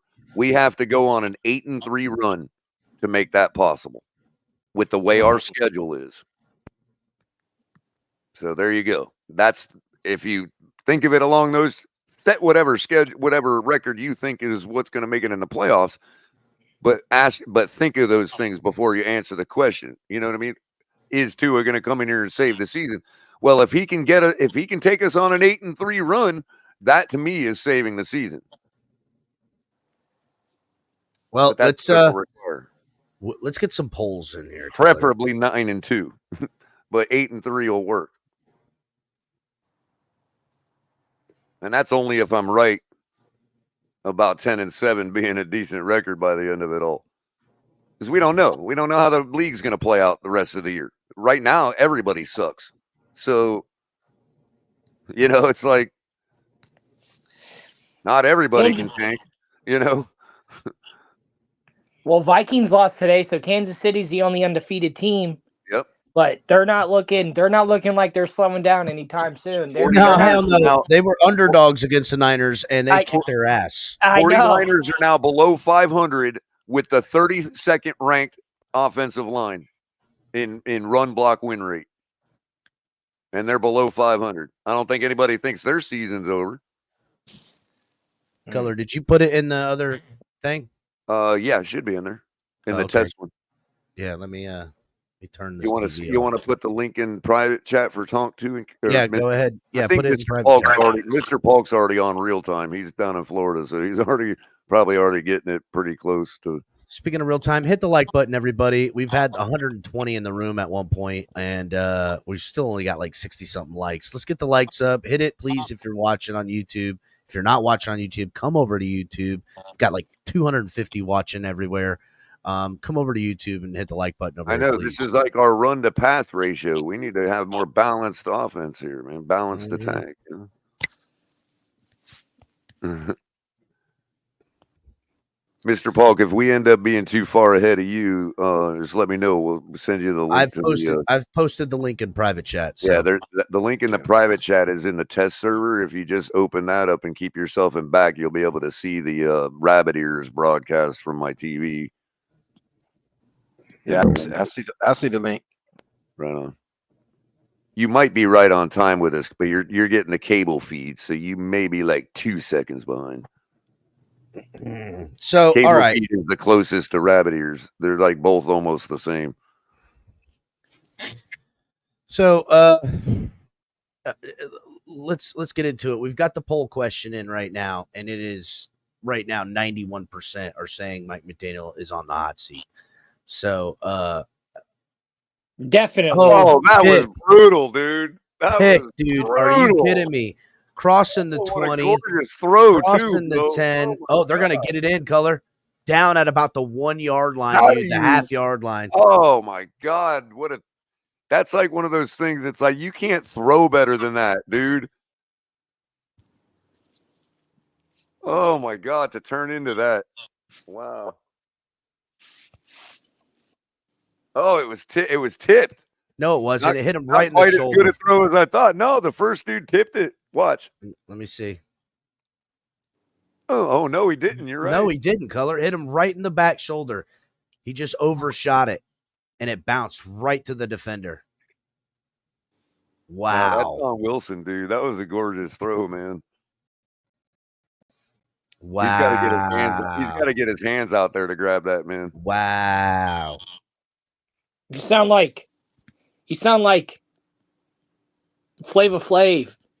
Wow. And here I am. I'm talking up Wilson like he's as good as the greats. Nah, see, he thought 31 tipped it. It distracted him, dude. See, the greats don't do that. Sorry, Garrett. And he got mushed at the end of it too. Right? Sorry, Garrett. You're no longer DeAndre Hopkins status to me. Sorry, you just fell below great status. Sorry. Good thing Robert Saleh was fired last week. It only takes one with me. You know why? Because I've never seen DeAndre Hopkins drop a ball like that ever. Nope. So not one that gets near him. Sorry, Garrett. You're not a great one. Hit the like button again, everybody. You've made some great catches. I thought you were working on somebody. So, Mike McDaniel again on the hot seat. Overwhelming votes in the first 4 minutes, saying yes, some saying no. If his seat isn't hot, it's only because we're in Florida and it's hotter outside than it is on his seat. I don't know what. The Dolphins are okay with not winning this season. That's if Mike McDaniel doesn't lose his job, they will only say that, I will only believe the fact that they just didn't want to win this season. And oddly enough, whether they get rid of Tua or not, what would be the point? What's it for? What was the point of paying Tua at all? Right now, Tua Tagovailoa, if they cut him, he'll have made a guaranteed $93 million, and he will have played 6 quarters of football for $93 million. That is the worst contract anyone's ever fucking had to deal with. Well, you heard what Mr. Polk said about the broadcasters, dude. The NFL is on it, dude. The NFL wants this, bro. Yeah, they'll send it in the second half of the game. And also during the halftime, I had switched to another channel, and they were talking about the same thing on another game. Yeah, on another game, they're talking about. Oh, they're already pumping up to it. Yeah, I hope they get what they want. I really do. I say, oh, here we go. They get everything they want. Here go the sugarcoat again. I hope it rains on the NFL, man. I hope they get everything they want. Color being a cynic right now because. I mean, really not. I mean, are we just going to act again. I've tried to be the empath. I've tried to be the empath, bro. I'm done that with makes that. you a hater, Color. That makes you a hater because talking about the reality of the situation, putting out of their minds. Oh, hold on a second. We got an injured player on the field. McQueen just blasts number 65 Newman, who hits the back of his head. Oh no, that wasn't it. They showed the one. Big man concussion. Speaking of concussions, are we just going to put out of our mind that Tua Tagovailoa doesn't have a concussion problem, that he doesn't have an injury problem, and that we're just going to go back to blindly following it again? Whatever do you mean? Well, don't be a hater now, Color. Don't be a hater. I'm not familiar with this concussion problem you speak of. Listen, I just want to be clear that the Miami Dolphins offense can't be run without Tua Tagovailoa. That's the real facts, Color. Yeah. And the NFL, with its paid for lackeys calling all of their games, and the Miami Dolphins inept offense that players just don't show up offensively for anyone but Tua.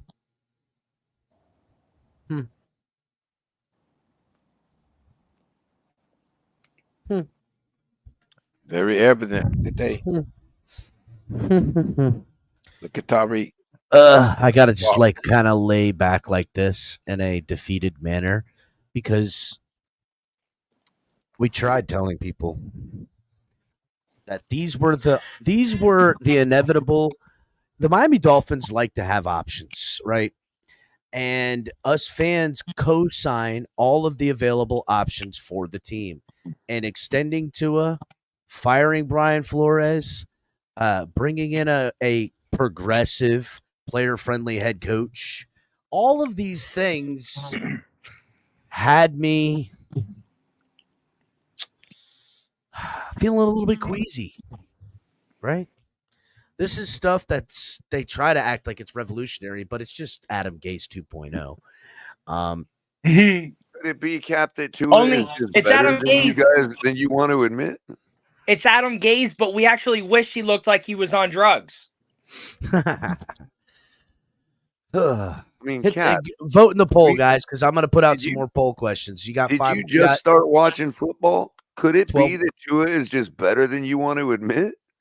See, now there's the real question. Is Tua so good at football and carrying this team that the weight of this organization is the reason behind him getting concussed at all? He's getting worn out. Wow, dude. I mean, gravity is gravity, bro. You know what I mean? If the gravity is already heavier on the guy. Gravity, the reason Tua's mind is blanking out in a way that he's never had before. Man, dude, the guy for the offensive lineman for the Jets is in bad shape, dude. He's on the stretcher. They didn't take his helmet off. I don't know if he hurt his neck. He's unconscious. I don't know what's going on, bro. Could it be that guy is just not as hurt as you want to admit? Exactly. Maybe his neck was hurting from. Is this what they want to see from Tua Tagovailoa right here? On the sidelines, strapped down to a gurney with his helmet on? Point, Cap. Great point. Is that what they want? Yeah, look at all the players looking around like they're sad about it. Really? Then y'all should be out there marching for Tua to stay off the field. How about that? Spare me. I'm done, bro. Spare me the sob stories from millionaires. Here's the real question. Is Tua really getting concussed at all? Well, yeah, you can see his arm. Yeah, that dude was up like that. You don't be clenching up like that if it's fake. Now you had to go and set off Tonk, man. See that, Cap? You had to go and set off Tonk, man. I don't know. Listen, bro. Maybe Tua Tagovailoa, along with his sponsored Guardian Cat CTE trainers, all that stuff, conglomerate in cahoots with the NFL, looking to push some form of narrative. What would the narrative be? The only thing I could think it is to rob the players of some form of insurance policy that pays them out at the end of their NFLPA medical health wise, getting them to now have to sign off on certain things, losing control, so they're not And he was liable for fencing so paying. bad he could have been holding a cigar, dude. And I'm Sometimes a just saying, cigar is just a cigar, man. maybe he's fucking doing some shit like this and just fucking pretending to fence. I don't know. Wow. Now that's bro. Pete didn't even go that far, bro. How could he fail? So then when he goes into the tent and they do the measurement for the protocol, so they're all behind it too, and Yep. in cahoots or collusion or whatever it is. Colludes. And then we go outside and the earth is flat, you know, and we're in the matrix, in the firmament, you know, and The answer is in the firmament. And Harp is involved. You know, they were making it seem like it was sunny outside. They're controlling the weather. Mm-hmm. So it's all that. It's not Tua. It's all that. It's not Tua having. Listen, walking out onto a flat surface with the firmament really opens up the broad perspective of things. So, Cap, have you gotten any? Sorry for if this question is too personal, but have you gotten any peanuts yet from like doing the thing on Twitter or anything? Like, have they sent you a check at all for like a couple cents or anything? Twitter? Yeah, because No. you know you can monetize on Twitter, right? Yeah, I haven't monetized on Twitter. I don't mean like OnlyFans style. I mean like you can get ad revenue from engagement. You know what I mean? I'm not monetized. That's why everybody's turned into engagement farmers recently. Yeah, right? I know. I see. I got I got somewhere engaging in, if you know what I mean. Right. So what I'm wondering is maybe on the farm, if you know what I mean. Right. And what I'm wondering is maybe somebody knows in chat, what time of the month do they usually pay that out? Is it consistently like the same time every month? I think it's the time of the month when you're menstruating, color, and it causes the cramping. So that time of the month, you're shelling out ducats all the time, buddy. You're like my dad. I knew that was coming. I knew that was coming. I knew that was coming. I don't know what you boys is talking about. But like I know they pay out like once a month. Usually it's the same for everybody. Like YouTube has the same date for everybody. And like I heard recently that a lot of the e-beggars will like really ramp up their begging when it's almost time to get their check. The reason I ask is because this chick that broke the news about the rumor about Tua being ready to practice and all that. Like, is it that time of month? Maybe. Like, did she need to get like when the police need to write extra tickets and shit? No, think about this. It's just like when the stockbrokers, like the good ones, the hedge fund guys or whatever, it's just like when they sell off on a Friday because they all want to go to the bar and have a few $100s extra to splurge at the bar, so they take some profit on Friday, and that's usually why you'll have a sell-off in the market on Fridays. Okay, the weekend's coming up, and all them guys want to take a few $100,000 to go have fun. You know what I mean? Maybe. Color. And I'm wondering because she dropped the nugget on a Friday. Drop it like it's hot.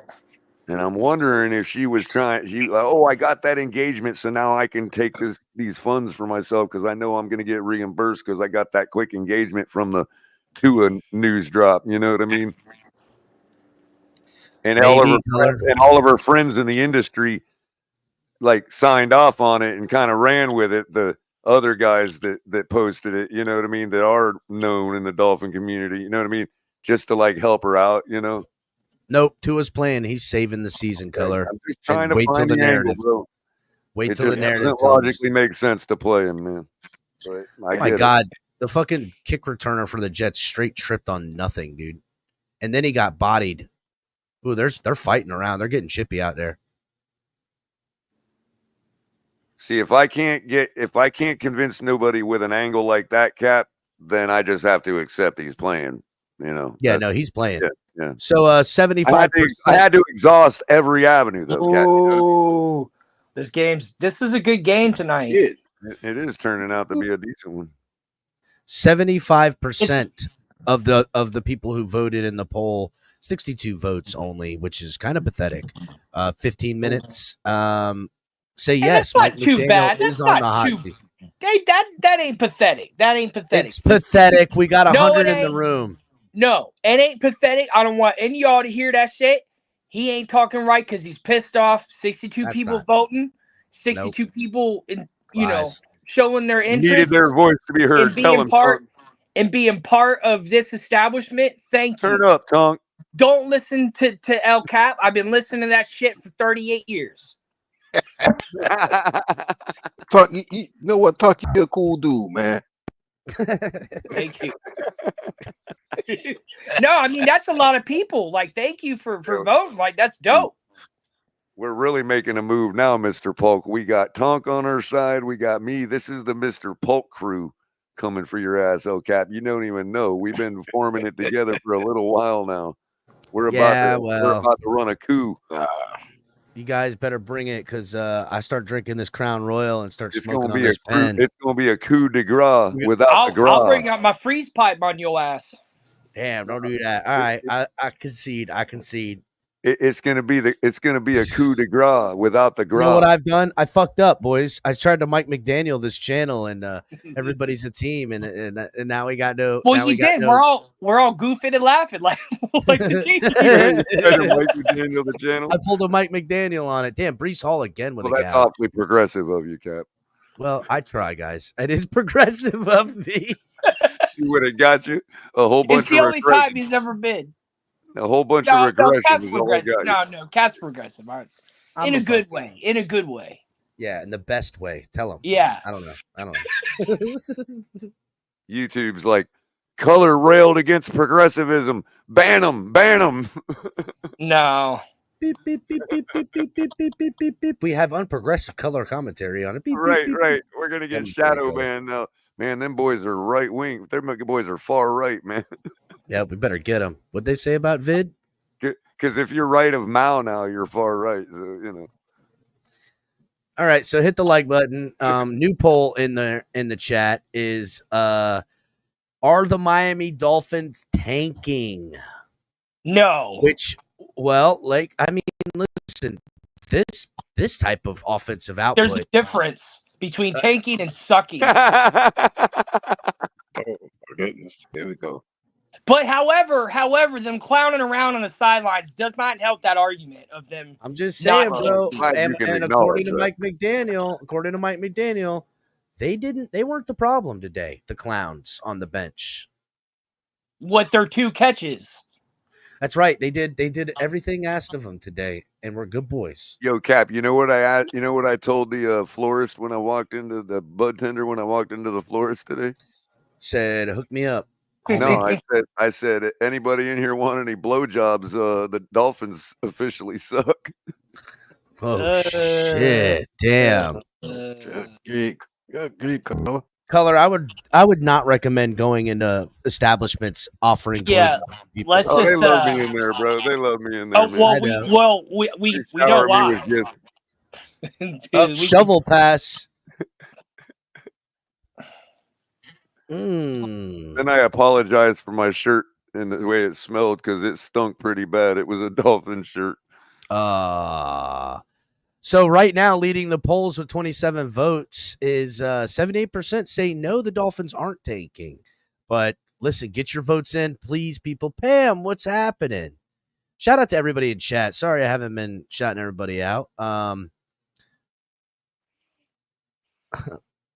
Panut the Great. All right. AP.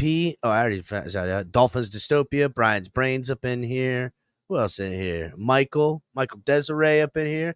Idow. So what are they? What would we be taking for tonight, dude? I'm sorry, Tom. Go ahead. They went for it on 4th down. What would we be tanking for? Another a quarterback. So Cam Ward. That's what Dolphin fans want. Dolphin fans want Cam Ward. The thing about Cam Ward is this, guys. Who's to say Cam Ward even declares? I don't even care. You know why? Yeah, exactly. I will force him out. I will pay him to come out. You know why? Color. Offering up blowjobs again, Color? Is that what you're going to do? You know why? You know why? Because I don't even care if Cam Ward turns out to be a bust. Because I would much rather him bring in his college fans than Alabama's college fans. Oh, no more all-purpose yards. No more Alabama quarterbacks up in this fan base. It is no more Alabama quarterbacks. That's right. It is high time we got some Hurricanes fans up in this Dolphin fan base. We are going to convert the rest of the state. We're going to convert all the Canadian Dolphin fans. We're going to convert all the New York Dolphin fans. They're all going to be Hurricane fans, bro. Yo, first of all, real quick, shout out to what used to be all-purpose yards, but is Dolphins_dystopia. He's like, yeah, you remember me? I'm like, yeah, I fucking remember all-purpose yards. Just be member up in the hood. He says, I was in rehab, got hurt my nose. What were you, skiing the old Alps? Yeah, skiing the Alps, hurt my nose. But I bet you there's a large number of Hurricane fans that are. Oh, damn. Look is that Rodgers' hand? Yeah. Damn. All bloody. Yep, that's his hand. And he's still dealing. Yeah, he's fine, though. They had to call is that his throwing hand? Look at him. He's like a little blood. Fucking blood, man. Here, you want this blood? Squirts it all over. I mean, it's literally better not. I'll punch a motherfucker in the face, dog. Yo, dude, it's like, all right. Throw some blood on me or spit at me. I beat you to sleep. Oh, this is what I wanted to say. Dude. So this is what I wanted to say. For the Dolphins, you know what they should do for like Tyreek and the other player who only got one catch? If you suck that bad in the game, you can't get clean uniforms for the next game. You got to wear the same uniform all clean because you didn't even play the last game. Yeah, I got a better one than that, right?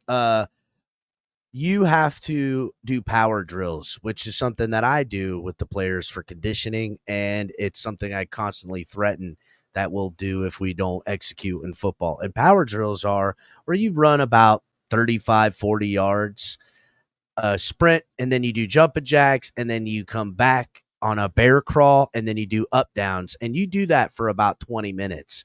And if you're going to suck in the game and not give us 100%, then you're going to give me 100% in these power drills. That's how you fucking get shit out of motherfuckers with a quickness. Nobody wants to be punished like that. We had to they said F all that. We just did fireman drills. We just had to pick a partner and carry him 40 yards down the field back and forth. God, I used to damn, look at Rodgers, dude. He is getting beat up out there. I would damn, are they going for it on fourth down? No, they're going for the field goal. And as the lightest, skinniest guy on the team, who do you think the offensive lineman chose to partner up with when we had to do body carries? So my ass was having to throw a freaking lineman over my shoulder to carry him 40 yards. That should have been offensive pass interference. No, block field goal. Look they missed it. Holy shit. Wow. Well, every time the coach would yell out body carries, the biggest lineman would look over at me and wink.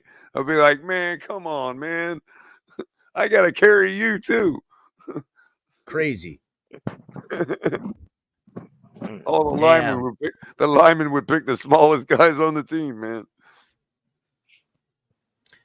Aren't they not allowed to hit the fucking snapper though? I don't know.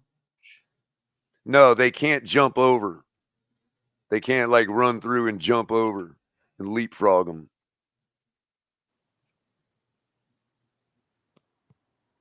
Damn, dude. God, Mike Tomlin, a coach we could have had here in Miami. Yep. For everybody who doesn't know. Much no more way. Swear to God, dude. You know what? He wasn't near as hip hop as Mike McDaniel, man. That's probably why they didn't. Dude, Mike Tomlin is. Look, they just had a stat up earlier. He has 5 consecutive straight losses in playoffs. At least he's getting them to the playoffs every season. he's had a winning record every year he's been there. And Yeah, he's won exactly. a Super Bowl. So he's been the man. He's only drafted 2 quarterbacks. Well, no, he's only drafted 1 quarterback in the look first at round that. since he's been Look there. at them cheering their special teams Yeah, coach. he's the man, he's the dude. hero. Boy, wish we had that guy on our team. Hit the like button, everybody. Please vote in the poll. We've got about 6 more minutes left in the poll before I bring up the final question of the poll. It's the final question. And Tonk, you know we had Dan Campbell also. Yeah, he wasn't good for Miami. Yeah, he was too young of a head coach. That I can get behind, right? Like Dan Campbell. He's too. No, but the players responded to him in a good way. So he wasn't that in bad. Detroit, they have. I don't think we responded to him well at all when he was in Miami. When he was in Miami, yeah, they responded to him. And why did he leave? Right away. Did he get fired? We let him go. Interim head coach. He was interim head coach. We let him go. Yeah, he was the interim head coach. I didn't think he did that well. He did okay, but at the end, it was just not worth anything. The thing about it is, right, I agree. He was a little underdeveloped enough to be a head coach of the team. Yeah. And him not being retained as the head coach, I kind of understood it, right? Didn't like it because ultimately he's a good head coach, but I understood it at the time, and I'm not going to fault them in retrospect for something that, really made sense. Man, look at the Steelers just not going down, dude. He's number 30, man. I don't know, but he's a tough little son of a bitch, ain't he? Mm-hmm. Yes. He's a tough son of a bitch. Look at the move he puts on this guy, dude. Watch right here. Steelers are always hard to beat. Flip. See you later. Steelers are always hard to beat. Well, that's how it's practiced. You know why? Because he's rolling out to his left, knowing that everyone should be following him, so come back to your right. That's just practicing good. Guy like number 30 make you break your ankle trying to try to get him. Dude, that spin move was so drawn out. It was like watching it on Madden.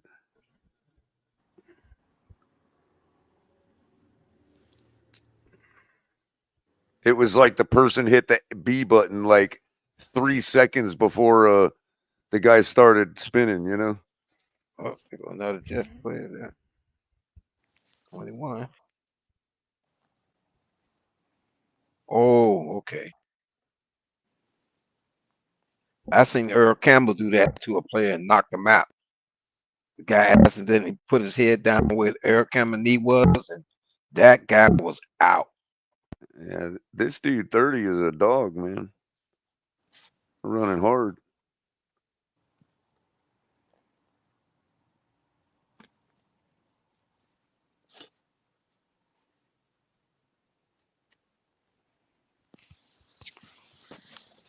Yeah, he's a pretty good change of pace back.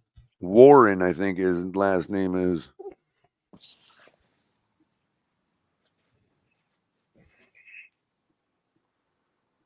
Probably from Georgia or something. Or East Middle Tennessee State, Northwestern Michigan. First down to Pickens, bro. Crazy. Steelers just not unstoppable right now when, Rodgers was dealing on that last drive.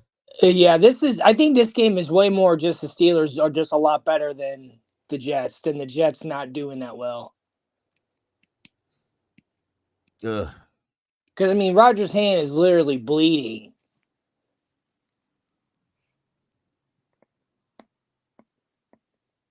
And this is Russell Wilson's first start, right? He's doing just fine. Yep. All right, so get your votes in on the poll. About to shut it down. Russell Wilson's looking like Russell Wilson tonight. The gap is closing on the poll.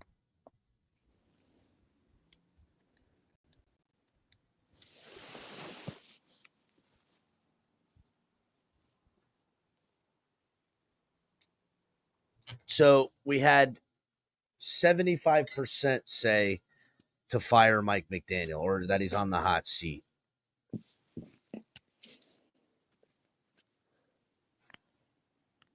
Wow. Okay.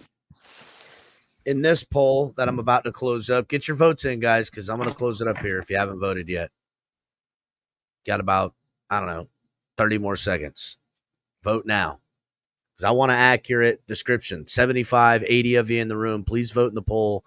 Let me know what you're thinking, just so you guys can vote so I can get some accurate reads, because I have a take that I'm going to put together with all three of these questions. So, again, the question in the poll is, are the Miami Dolphins tanking?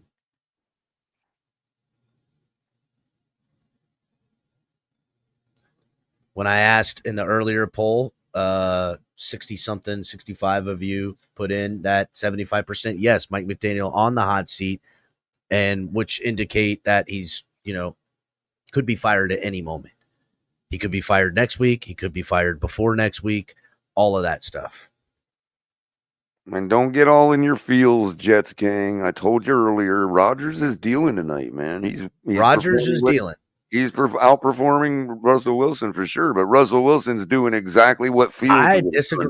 I don't know if I'd agree with that wholeheartedly yet, because that fucking Steelers offense is working. Yeah, but defense. I wonder, Color. Both their touchdowns came off of picks, dude. And I just wonder, Color. Do the Jets right now miss the defensive coaching prowess of? That could be. That could be of the head coach. But Jets gang pointed out, rightfully so. Jets gang pointed out both their TDs came off short fields, dude. One was a pick, almost a pick six. But I mean, as far as throwing the ball and all that, Rodgers is freaking dealing, man. He's throwing some beauty. Ball. It didn't come up with the stats though. What happened? No, but the throws he's making are gorgeous. Oh, there it is. Okay, so the poll ended with 56 votes. 66% say no to tanking. Russell Wilson is just running the offense as good as Fields, which is all they can ask for, considering they're paying Russell so much more money. You know what I mean? They're like, oh, good, now we can get rid of Fields if we had to, or have a decent backup. Yes, Najee Harris just hit the over on the rushing yards I've been looking for him to get. Let's go, Harris. Now I just need a Devontae Adams anytime touchdown, which we could still get, right? So I'm going to put the final question in the poll, and everybody, please participate in the poll question, because I need this data. Hit the like button, please. I'm going to put the final question in there.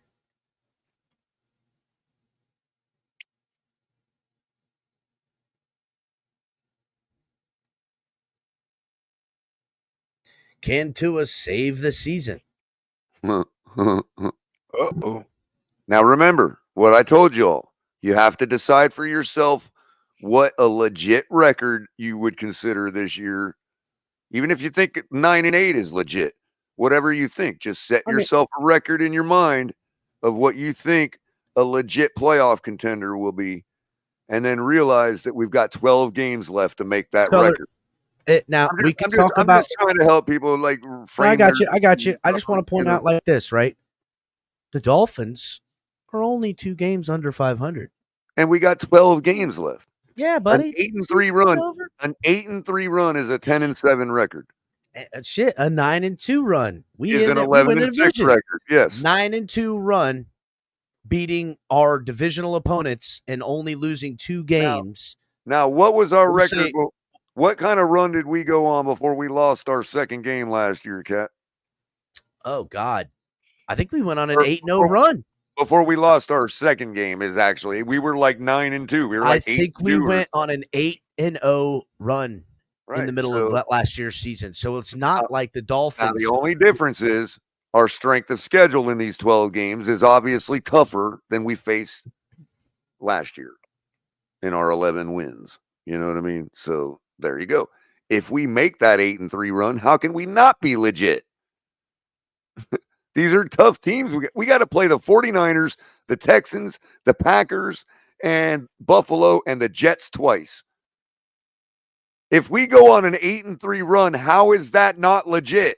It's legit because there's in those 8 games, you're beating good football teams.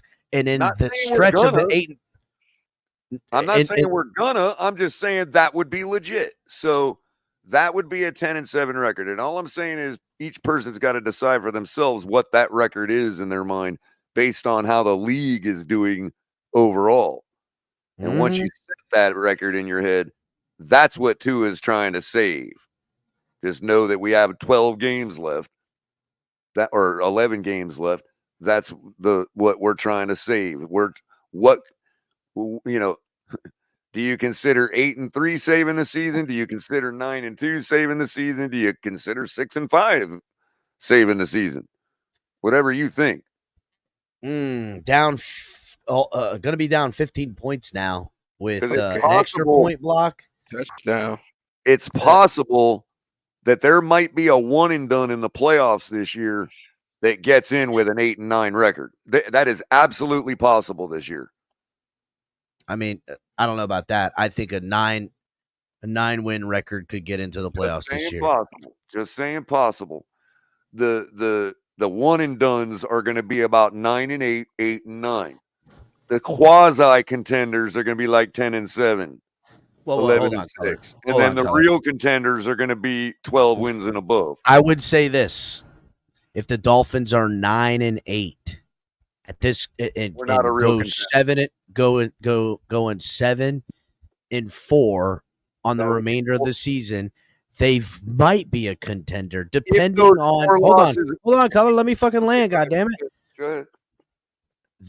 That could mean that yes, they drop an unexpected game against the Cardinals or the Rams and then lose to 3 other opponents, but they could win in those 7 games against the Bills, the Jets, you know what I'm saying? The Niners. They could win against formidable opponents. Right. It's still almost inevitable that we get a quality win if we go 7-4. That's what it was. What you're saying. It's still almost inevitable that we get a quality win. That if we're in the playoffs and go 7-4 or 8-3, that no matter how you slice it, the chances are we're beating quality opponents to get that record. Right. Now it is. But in the poll question, can Tua Tagovailoa save the season? Bro, I can already feel crypto in the tiptoe coming in now to say, bullshit, guys. All 4 of them losses could come against the best teams on our schedule. I know. Cap knows. Tonk knows. Just saying. It's likely that one of those teams makes Mr. Polk lift. But he knows too that, look, if you're going to win 7 games with that schedule, that at least one of them has to be a quality win. Otherwise, what are we talking about? The same thing as last year. And that's why I understand why people want to tank, because they're like, even if means we rolled through this schedule. That's a tough thing to do. It's a very unlikely thing to happen. You say people want to tank. You say people want to tank, and I'm telling you, 66% say no tank. Question is now, because with 42 votes, can Tua save the season? Vote now. You guys have about 10 minutes to get your votes in. That's because our audience understands exactly what I'm saying. They are so intelligent, dude. Tonk keeps them intelligent. I keep them intelligent. Y'all, rest of them are trying to dumb them down all the time. Not me, Color. Really, I broadened the mind. I broadened the mind. You guys may bring facts. You guys might bring facts and conclusions. Meanwhile, I have these Dolphin fans questioning everything because they should. Cap brings everything else. Right, That's right. Cap is that in between. He's like Chris Greer with Tom Garfinkel and Stephen Ross, you know. Yes, the general manager. I am the Chris Greer. And that is Rodgers' left hand, not his non-throwing burn, hand. Man. He was burning a doob on the sideline. That's a burn. That ain't no freaking Color. I've gotten those on my hands, actually on my wrist in football. That is a face mask bust on there. Oh, that's a roll-up of the skin. I know what you're saying. That's not a roll-up. That's an impact face mask on the hand. Oh, contusion? And yes, it's like a blow-up bubble. It's like that a happens. big blood blister. Right. It's exactly what it, and all you can do is break it, and it doesn't stop hurting. It looked like an instant chicken. Damn, dude. I really wanted them to keep feeding fucking Breece Hall because I think, A, I've got money on it, but B, that's the most important thing. But yeah, I've got money on it, and B, I've got money on it. And B, I've got two monies on it. Breece Hall, oh shit, false start by them. Breece Hall is the answer. He's what keeps this offense going, whether it's running or passing. It doesn't really matter. This ref is a go-getter. He calls the penalties before the network can even get the camera on him, dude. Full start. I caught no. No. Oh, jeez. Rodgers hasn't even stepped back yet. Oh, he took a step forward and shit, bro. Oh, I forgot to play this for Jets gang when the Steelers scored. It's over, Johnny. It's over. Game ain't over, Color. A lot of football game left. Yeah, but I still wanted to play that for Jets gang when they scored. All right, keep feeding Breece Hall, baby. Keep feeding them. We gotta keep our Jet fans involved. They get a little lonely around here every once in a while. I say a draw play to Breece Hall is what's needed right now. He'll crank off a 20-yarder right now, bud. Yeah, I know, Jets gang. That was rough because that was a gorgeous pass, man. I'm not gonna lie. I have to roll with Jets gang on that play. That was terrible on Wilson's part, man. Let's see. Oh, Rodgers across the middle, man. Bro. Oh man, still got the arm. Look at that. Who was that? Lazard? Yep. That's a 40 billion year old arm right there throwing that ball. That's a fucking relic of an arm throwing the ball right now. Look at the perfect mechanics. We both went when it happened. All right, guys, about 5 more minutes left. Get your votes in. 72% leading the polls with no. Tua cannot save the season. If you guys want to see that changed or want to bury it in the dirt, you need to vote now. You have 5 minutes left. There's a please. 427-year-old arm right there throwing that ball.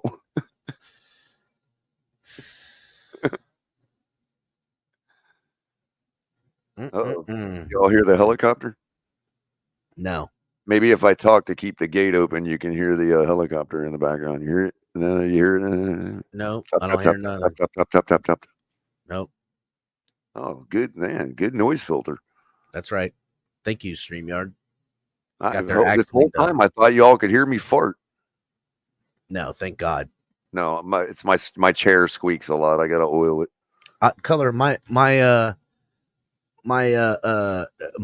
stand thingy. It makes the loudest screeching, and I would think you guys could hear it, but you never do. No. That's because that HyperX mic you got is that pop filter is the shit, bro. We need to get on this stuff more often because I noticed even though we don't have all the goodies just yet, I did notice that we do have the I love the thumbnail, by the way. Oh, the thumbnail's great. I love this. It was an ugly game, but oh now my God, fucking Wilson, dude, is on fire this game, bro. Yeah, this game is just Pittsburgh is just a way better team than the Jets. Did Garrett get back his elite status? Wait, what happened? I'm wondering where the fuck Devontae Adams let me judge here. Oh, that exactly. That's routine. That's routine. I mean, it's just the Jets are just not a good team. Like they have good players, they're just not a good team. They're just like us, dude. Yes, they're a lot like the Dolphins. We're the Jets. Not a team. The Jets last year are the Dolphins this year, guys. Right, exactly. Because I mean, Aaron Rodgers can do it. Like he has the ability to, but you're right. He's getting the ball to the playmakers. You're right. Like in his one receiver number 10, and is that Adams? No, where's Adams at? I don't know. He's out. I think that might be him that just caught the ball. No, Yeah, it's that Wilson. was. I think you guys are a little ahead of me. Yeah, we're a little ahead. Yeah, Adams wears 17, I think, right? Yeah, but I think he's 83 on this team. Oh, weird. So he's likely the tallest. I mean, I'm not rooting against the Jets. I root a little against Rodgers because he's a chump, but like Adams is at the top of the screen. I feel, like I like some of the players. I like Lozano. I think he's amazing. Lazard. Yeah, Lazard. Yeah. I think he's amazing. Rodgers likes him too because he brought him over from wherever he was at to make sure to work with him again because he was working with him in Green Bay. Hit the like button, everybody. We've got a couple more minutes left in the poll. Damn, Color. Why didn't the Jets fucking run it on that one? Trying to throw that fucking screen. Dumbass screen. Bullshit. 3rd and 5. They're gonna throw it on here. I think Tua can save the season. Well, vote in the poll. I'm on my phone, dude, laying in bed. I am the poll, dude. So you're kind of a Neapolitan type fan somewhat. I know you're a full Dolphins fan, but I mean you kind of really deeply follow like all football, right? So yeah.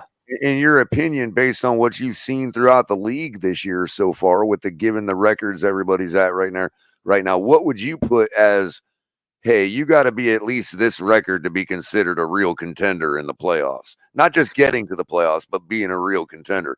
What number of wins would you put that at the total in the season? Like right now? What everybody's doing right now and what you're seeing across the whole league. Let me go to like half the AFC teams were below 500 going into this week, by the way. The Bills are at 5-2. Houston 5-2. I would say at least 4 wins. Because it stops. I mean, you have right now 4 wins, but I'm talking about by the end of the season. So hold on. So how many games? 17? Right. Like 10 wins, 10-7. You think that's legit? Well, maybe this season, I would say the over-under is 10-11. For being legit, not just making the playoffs, but actually having a chance. Having a chance to 11 playoffs. 11. Okay. Or maybe 12. I don't know, man. Actually, I'm saying 11. If you say 11, we have to go on a 9-2 run. No, I'm saying over-under is 11-12. All right, so then we have to go on a 9-2 run to be considered legit. I think Tua can do it. I think Tua can do it. I believe he can because the 2 games that he won 2 and he lost the 3rd game, right? No, he won 1 game and then he got injured halfway through the Bills game, and that's the end of it. Second game? Yes. Because the first game when they played in Brazil, it was ugly, but they won. Played in Brazil. We didn't play in Brazil this year. Wasn't that the first game of the season? No, that was in Hard Rock. We played against the Jaguars this year. Yeah, but didn't we play in Brazil? No. Or was that a viewing party they had down there? I don't know. There was a viewing party that game. Maybe. So when we played the Falcons, hold on, that was the pre. Oh, we play a preseason game in Brazil, maybe.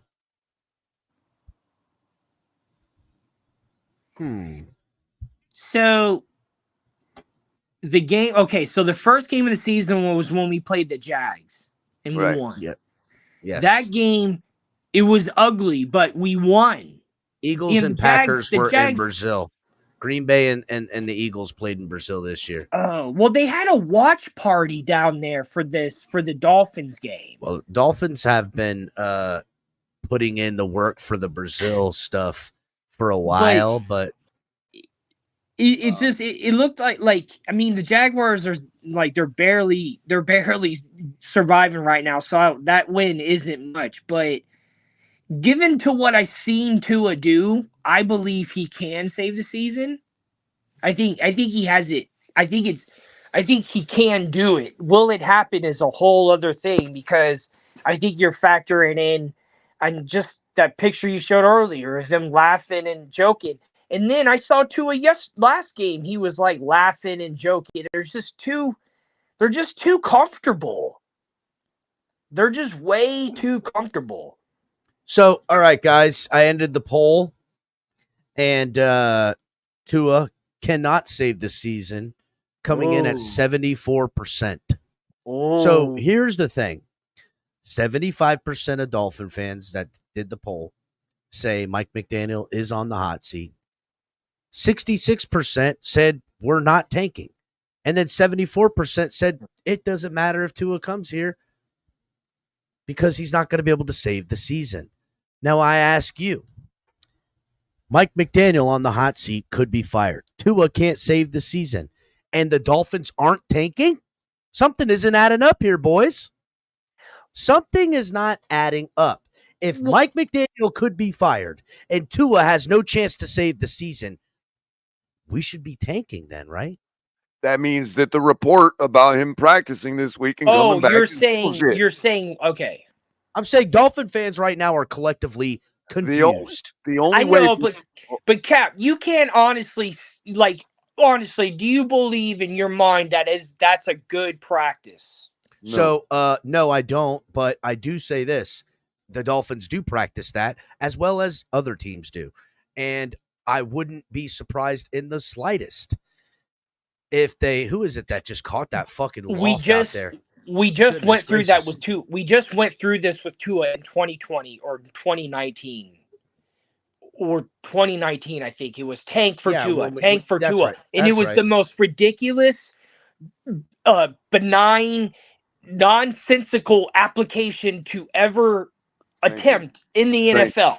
Thank you. It's the worst practice ever. It's like giving one player $200 million and expecting to win. It's the complete opposite. We did both those on this organization. So okay. Wait, Tom, real quick, Tom. I just want to add something real quick to what you just said, so people can really understand. It's like giving Tua the bag before he ever even got here, because you gave up an entire season and pissed off your fans, okay, to get this guy. What makes anybody think that we were going to move off of him if he turned out to be a bust? I know. You might as well have just given him the bag right in the door. You know what I mean? Tanking is the worst idea in all of sports. It's I know, but it's like it's disrespectful to competitive, to why we play the game. We play to win the game. You play to win the game. And what you're saying is, before the guy even gets in the building, that he's so important that we gave up an entire season for him. What made you think he wasn't going to be here for 7 years? Ask Mike Tomlin. Real quick though, that's an important question. What made anybody think that Sharif wasn't going to be right, that he wasn't going to be here for 7 years when we gave up an entire season to get him? That's called a vote of confidence. And so when the guy comes in the building right off the bat, it ain't no wonder he's acting the way he does and his fans act the way he do. So I will say this, Color. I will say this, Color. I will say this. If the Dolphins cut Tua and he's gone off this team, effectively Tua will have been affecting this organization for a total of 7 years. Yeah. The 1 year of tanking that he wasn't here to get him, the 5 years he was, and the year in which we're paying him $50+ million to not be on this football team. Totaling into 7 years of fuckery. It's ownership. It's ownership. And then the year we lose tanking to get somebody else to replace him.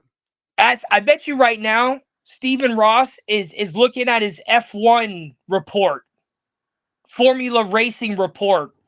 No, he's looking at those Miami Hurricanes game ticket sales is what he's doing. It's like, it's ownership, man. It's ownership.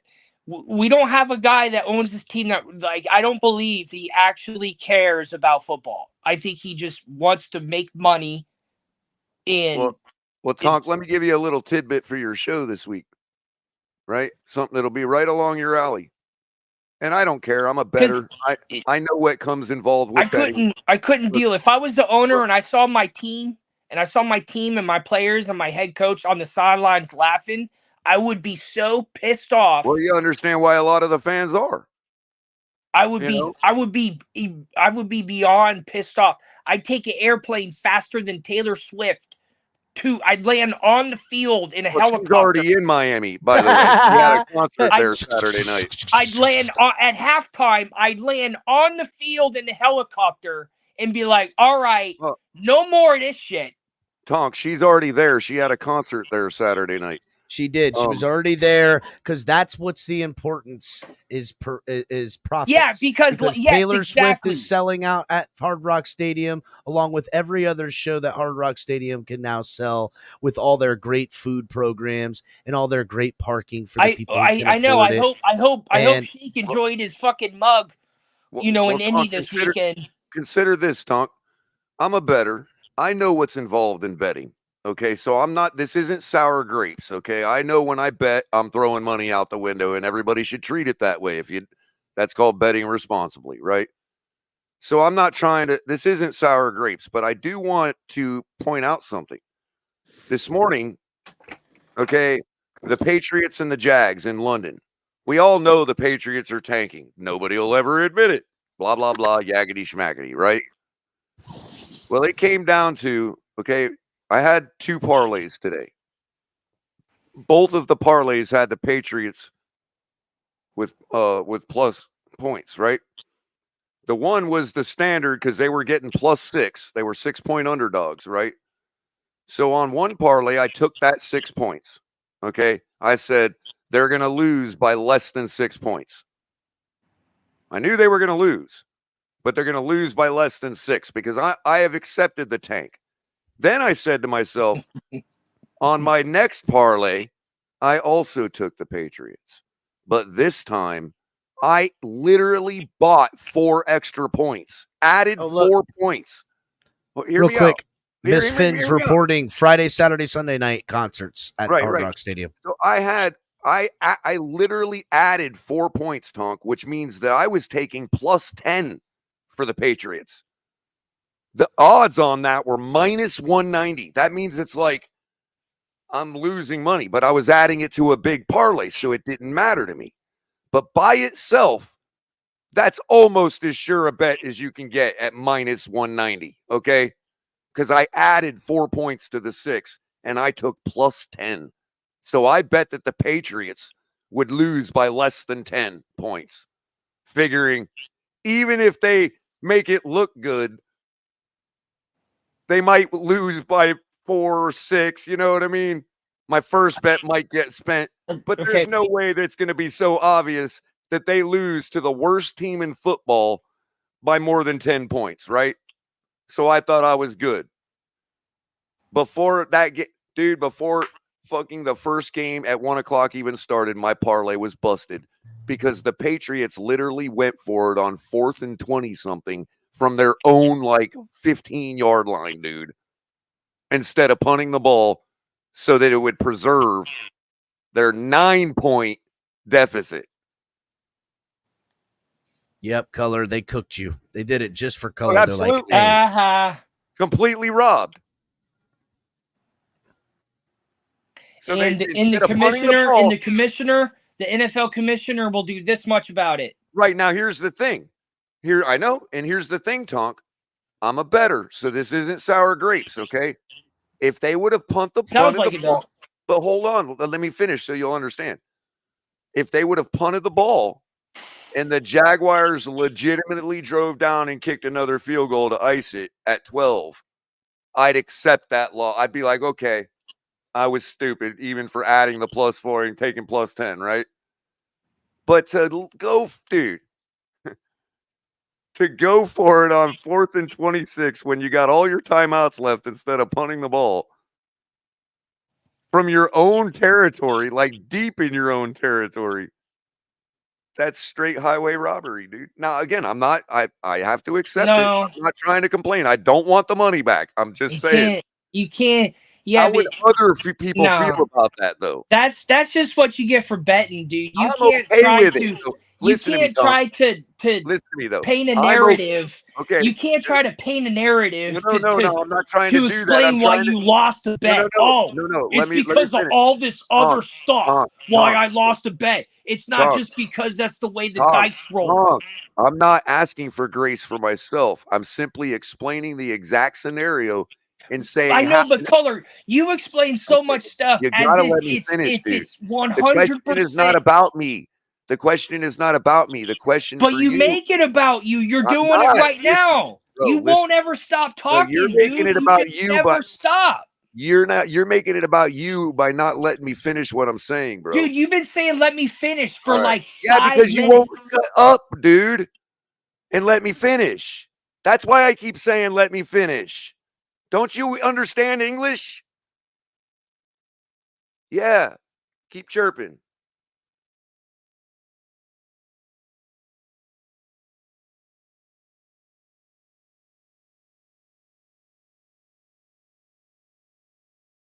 Okay, I guess you're done talking?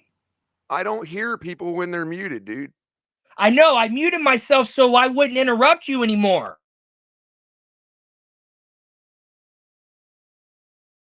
I don't read minds. You just muted yourself out of nowhere, right in the middle of what you were saying. Dude, you keep bitching that I'm not letting you finish, so I'm muting myself so you can finish. Yeah, and it would have been polite to say that's what you were doing. Yeah.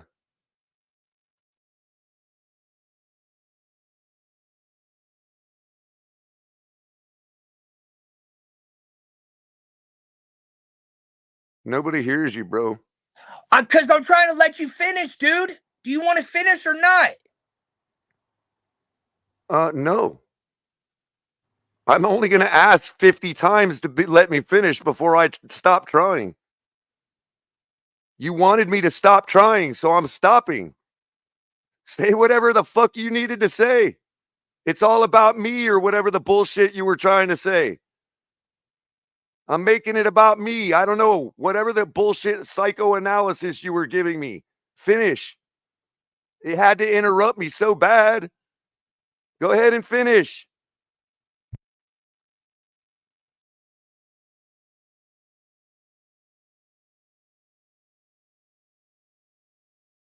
The fuck else am I supposed to make it about? I don't live somebody else's experience. I'm just telling the audience what I experienced, bro. So get off your self-righteous fucking pony and shut the fuck up once in a while. Dude, you explain stuff as if it's the only way, and there's no other explanation for it. And you just make us listen and listen and listen, and you say, let me finish, let me finish. We always let you finish, but then you keep going and keep going and keep going and keep going. Like you're doing right now. Mr. Psychoanalysis, that I just told you not to fucking do that shit to me.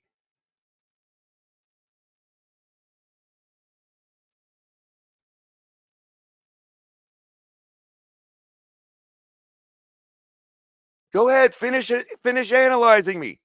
I'm waiting.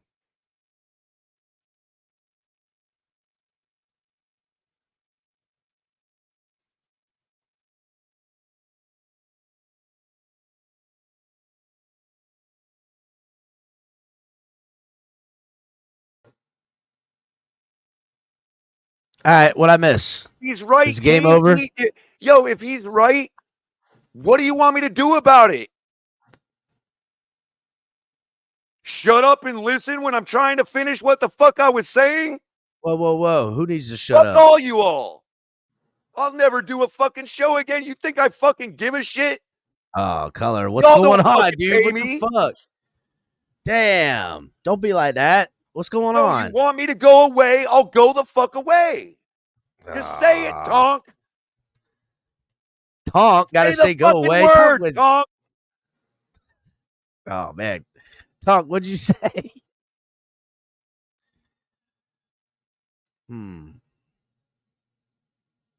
I always cry. Here it is. Pile on me, assholes. I'll go away. You'll never have to hear little old me cry again. Tell me if Color ever stops, dude. Just let me know when Color stops. Shut the fuck up, you dumb fuck. Easy now, Color. Easy, because Color doesn't stop. He keeps going downhill. Exactly. But Why about don't you what? fucking stop? You don't know me to take me down that road, Tonk.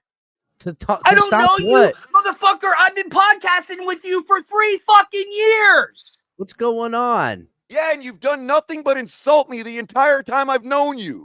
And so I always let you talk, dude, but you never stop talking. Insult him? No, he hasn't I never stop talking. Time, so Color. if that's what you want me to don't, do, Tonk, dude. I will do that. What don't you understand about what's coming out of my mouth?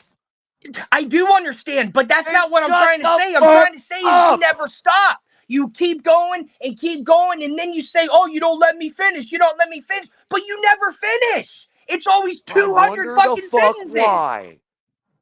Are you not listening to yourself right now? Well, hold on a listen second. to myself. I have 2 ears. That's called 2 ears and 1 mouth for a reason. You need to use them. You need to use them once in your fucking life. Motherfucker, that's all I've done my whole life is use my ears. I have an entire education system on my wall from using my ears. Well, good for you. I don't know what you want me to tell you. You want a cookie for that? All right, I'm out. I don't know where. Hold on. What the fuck, Color? Why you running Tonk out of here? Run him nowhere. He wanted me to leave. He didn't say leave, did he? Bro, if you're gonna constantly tell me that I talk too much, I'm gonna fucking go. Well, talking I'm not too a much, fucking child, dude. I mean, yeah, but saying someone talks too much when they're maybe trying, I don't know. I didn't hear what was going on. I fucking walked up there to grab my smoke. That's because I never got to finish. He wanted to start psychoanalyzing me, saying I was making it about me when I was just explaining the situation that I experienced so I could ask the audience what they thought was the right way, how they would feel about that. While I was telling him it didn't bother me, but he wanted to make it about me. Make it about you how? Let me What finish, were you even talking about? What were you even talking about?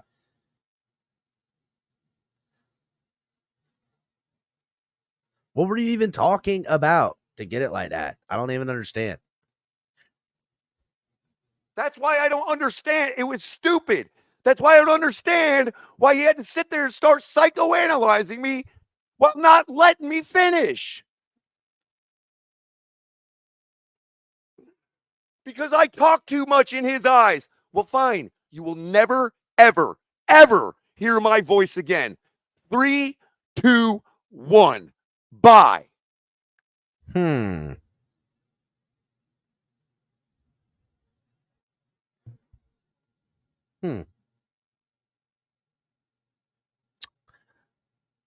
I don't know what I missed. Not gonna lie. Might have to go back and watch some.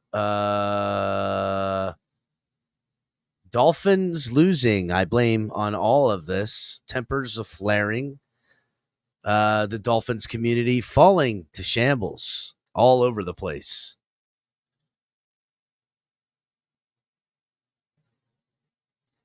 And Joe Rist with the gifted membership, Ryan AP becoming the recipient of that. Thank you, Joe Rist. Look at that, Ryan AP. Joe Rist unhooked you up, dog. Hit the like button, everybody.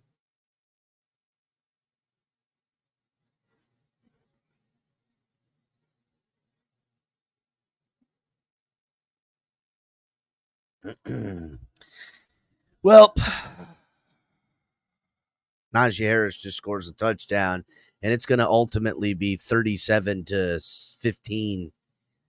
Can Rodgers do a miracle touchdown? Maybe, with no timeouts and going to probably be somewhere around 20 seconds left in the game. I hope he does throw a miracle touchdown. Oh, I guess he is wearing 17. What's his name? I don't really. I'm gonna have to go back and figure out what exactly happened between Sonk and Color here. I mean, what exactly was the topic of conversation? And I mean, Was it a counter argument? Was there over interjection? I don't know.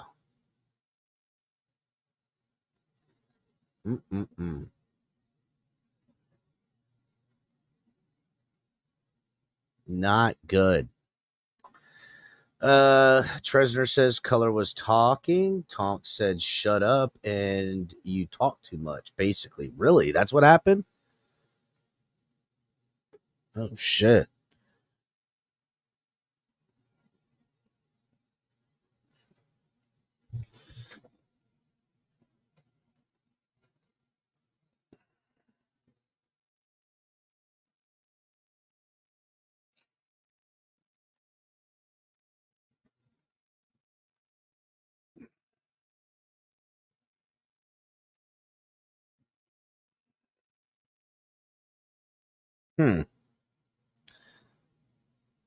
That's not what happened, Marketeer. Then what happened? What exactly happened in chat? Can someone tell me? Tonk's having a bad day or something? Color all but hurt, lost his marble, Michael says. Okay, but hurt on what, though?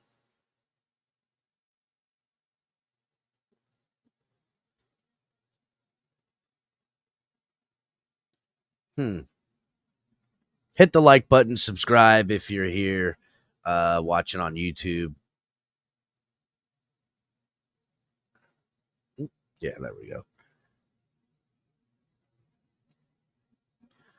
Lovers spat, Sal says. Okay. I hope it's not that serious either, Ryan AP. We'll see. I think cooler heads prevail, everybody. Vincent says Tonk thinks we played in Brazil. That's what it was. That was what it was about.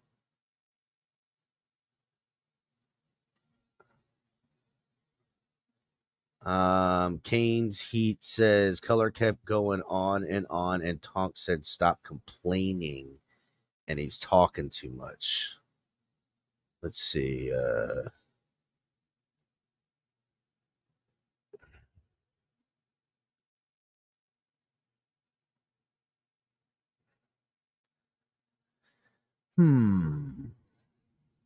Hit the like button, everybody. It's Tua's fault. Ran out of clock, so soft. Yeah, I seen that.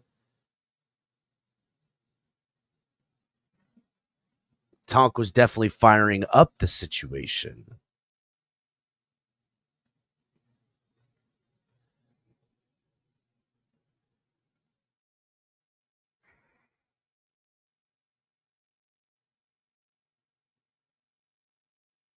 Well, in true TFTG form, there's a poll in there. What happened? Tonk said, shut up, Color. Color went on and on. Tonk fault or Color fault? And this poll means absolutely nothing because I'll go back to listen and see what's going on. But yeah. Yes, Tonk was at fault. Okay.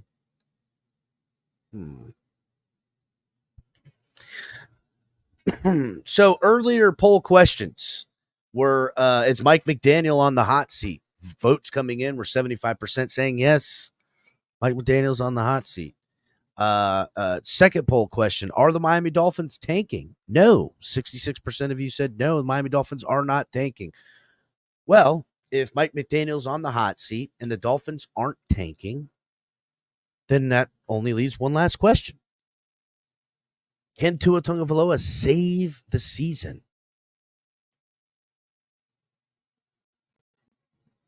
75% of you said no. Tua cannot save the season.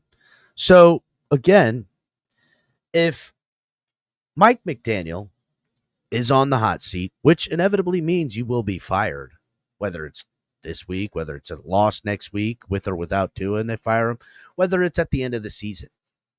Hot seat he is on. Can Tua save the season? No. So if Tua can't save this season and Mike McDaniel is on the hot seat, bearing down on firing, But according to you guys, the Dolphins are not tanking. So if the Dolphins aren't tanking, but between a coach who's on the hot seat and probably going to get the Robert Saleh treatment here directly, and a quarterback who is paid the big bucks, but nobody believes, 3 out of 4 believe, no, there's no hope. Then how are we not tanking? So if we're not tanking, then what are we doing? What are we doing? That's right, Tresner. I can go on. And I make it look good doing it too, buddy. That's the truth.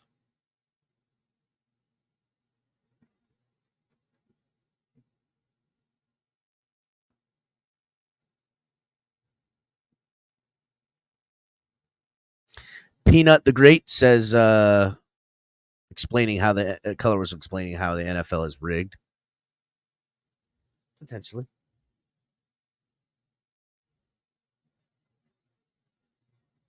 Hit the like button, everybody. I just really, right? Dolphins fans are as confused at what the direction is of their team as I am. What do we got going on? I mean, I'm just asking. If we're not tanking, yet we have a coach we can't win with and a quarterback no one has faith in, then what the fuck do we have? Now, I just want to point something out, and I said this earlier, and I've said it weeks ago, and I've been saying it since people have been talking about the tank. The tank comes at a cost. You can't tank and then just get a good draft pick and try to roll out next year as if the tank year didn't happen. People aren't going to be happy with Mike McDaniel. Typically, it takes a head to tank. And if you get Mike McDaniel fired, then now you have a new head coach coming in here. Now, does the new head coach want to keep Tua? Is that what the Dolphins do again? Do they lay Mike McDaniel down onto the altar of executioner, take the head of Mike McDaniel, and then go, hey, we're gonna, bring a new coach in here, but it has to be somebody that can work with Tua. Is that what they do? Do they bring in another coach, Tua Tagovailoa's third head coach, to ride it out with Tua? I'm asking you guys in chat. I'm not doing it, Mr. Finisher. If you want it to play, you need to you guys got to donate for some playtime, okay? I see you, Mr. Finisher. I'm asking. So it's a no. And yep, Alex Ruiz. Does this mean Greer stays? If the Dolphins inevitably, if they just have a poor season, one in which the Dolphins believe the coach is probably going to get fired, one in which Dolphins fans believe that Tua can't save, then do we keep Tua? Does the new head coach that comes in want to keep Tua? Does the GM make it out alive? I'm telling you right now, you fire the GM and all of everything is uncertain unless it's an internal hire. Unless they say, hey, Marvin, what's his name, come up and be the head, the GM. Unless a lot of people on Twitter and friends, everybody's like, go hire Louis Riddick. Yeah, great, Louis Riddick. I would like that. But his ideology could be completely twisted on its head. Or even worse for Dolphin fans, he could come in and go, we're keeping Tua Tagovailoa. Which all y'all have 74% of you say that you have no faith that he could save this team. So if he can't save the team now, then why are we keeping him at all?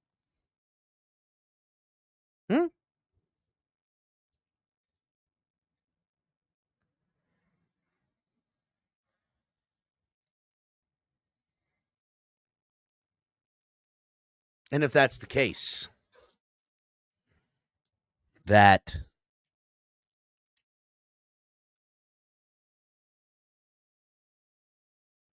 we fire Mike McDaniel. Then inevitably a new coach who's hired by a new GM. We fire Mike McDaniel. We fire Chris Grier because we don't want to let him pick with the first overall pick potentially or top 5 draft pick and say the Dolphins then let go of Tua.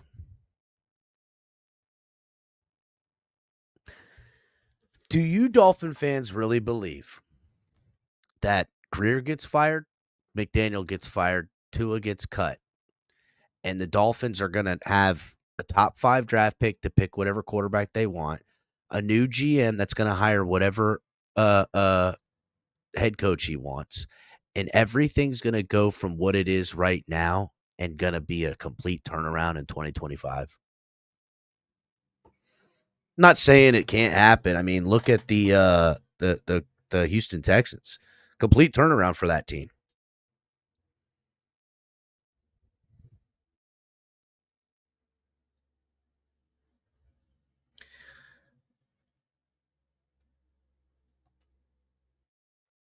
More likely is that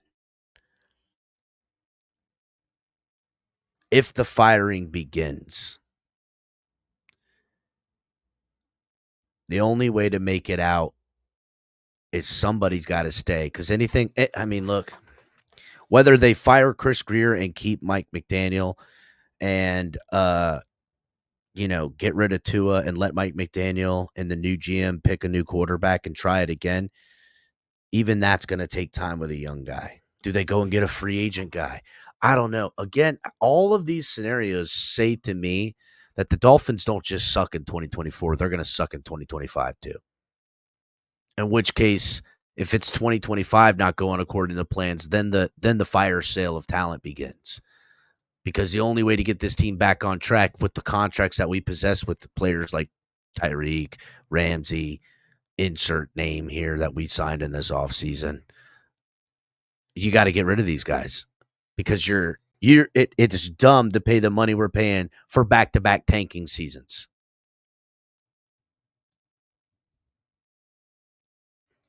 So then what? Try to reset the cap? That almost sets you up for a 2026 shitty season too. Maybe you get the turnaround if you make it work. I don't know. I don't know.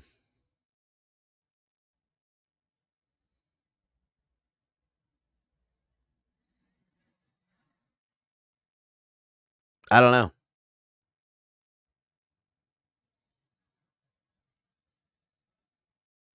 But it's pretty fucking rough. Treasurer says I miss color already.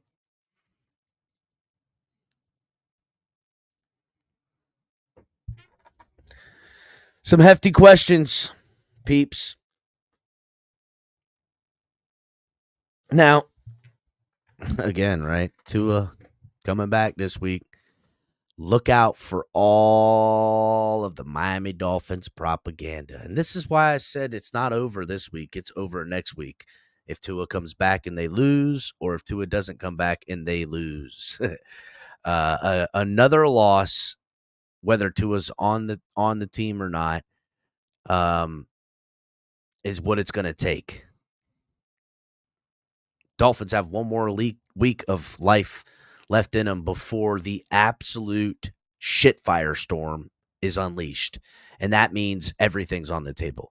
They go out and Tua plays and they get just dog walked by the Cardinals, say 31 to freaking 10. Mike McDaniel losing his job. Tua's probably going to be inactive with an undisclosed injury, in which case a nightmare is on our hands. Chris Grier very well might lose his job as well come the end of the season. And then does the fire sale begin then? Do they start trading away talent now? And as soon as you start exfilling talent off this football team, what could you expect? Say, okay, fine. We sell off the talent. We've fired Mike McDaniel. Chris Greer's head's on the chopping block next. Very well might be over at the end of the season. We'll see what happens. Tua Tagovailoa, deactivated. Gonna end up cutting him. We're gonna move on. We're gonna get a new quarterback. But in the meantime, what are we gonna do? We're gonna let go of Jalen Ramsey. We're gonna trade him. We're gonna trade Tyreek Hill. We're gonna trade, I don't know, anyone. This team still got holes next year, bro. There'll be no Teron Armstead next year. Who knows if Bradley Chubb's still around? Doesn't look like Jalen Phillips is going to be around here. He's going to hit the open market. This team's got problems on it that you're not going to be able to address, because if you're doing the route we're talking about, you're going to draft a quarterback. And what type of team and what state of the organization are you giving a rookie quarterback to get a good understanding of what you could be? Because I'll tell you what I don't want to see again is,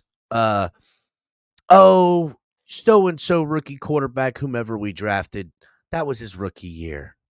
He'll be better next year. Oh, you know what? The weapons we don't possess because of last year we got rid of, and this year we took some draft picks. They're not developing. We need to go and purchase some weapons on the open market now. We need to get an offensive lineman. We need to do this. We need to buy this. We're not getting a true assessment of this quarterback. You know what? This head coach that was drafted this quarterback, he ain't it. He can't get it done. Bring in a McGenius up in here. And spiraling, we just round and round we go. Round and round we go.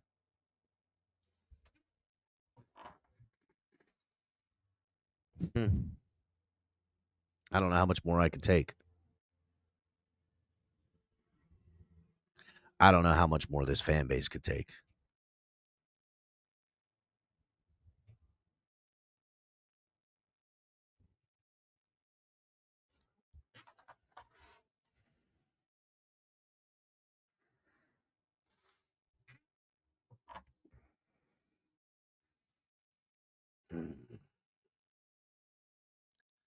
I so badly don't want to end up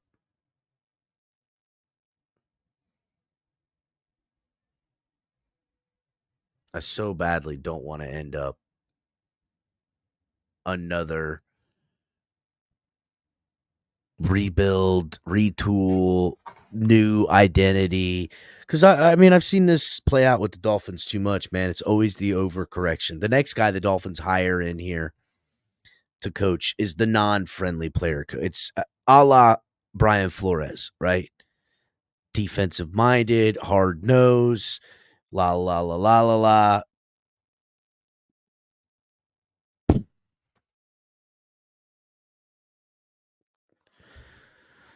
And everything we end up hiring about somebody, we end up firing. It's just like, dating in the dating world. All this stuff, you get with somebody new, you shit talk your exes, all the stuff you like about that person ultimately is all the reasons you end up fucking breaking up with them. That's what it is, dude. And that's what it is with this Dolphins team and its coaching staff, most importantly. So, sucks.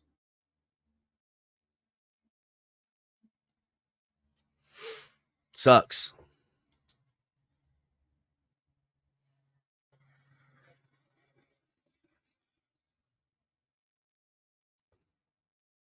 Not cool. And to ask the fans, I don't think the fans really understand what they're asking for by asking for tanking. I don't think they understand what they're asking for by saying fire Mike McDaniel or fire Chris Greer. Give those options to the Miami Dolphins, and they're going to take them because that's what the fans want, and that's what works best for them. It's the easy way out. You fire Mike McDaniel, you fire Chris Greer, and you've reset the timetable for them to have built-in excuses on why it takes time to build a winning product. And then in 3 years' time, they could sell this product to you guys in a way that is palatable. And Dolphin fans will be, well, we don't have high expectations. We're here to see the rookie. We don't have high expectations. We're here to see if that offense and the rookie can take the next step and if the new defensive coordinator is going to work out. We don't have high expectations. We have some decent expectations. Offense took the next step. We should go off, Okay, we had to fire the coach. We need a more offensive-friendly coach now that we've been going with this defensive one. Year 4 is in play. Oh, man, we better go ahead and extend this quarterback. He showed out in year 4. I mean, bro, we're in AP, it's abusive. It's an abusive relationship that we're in.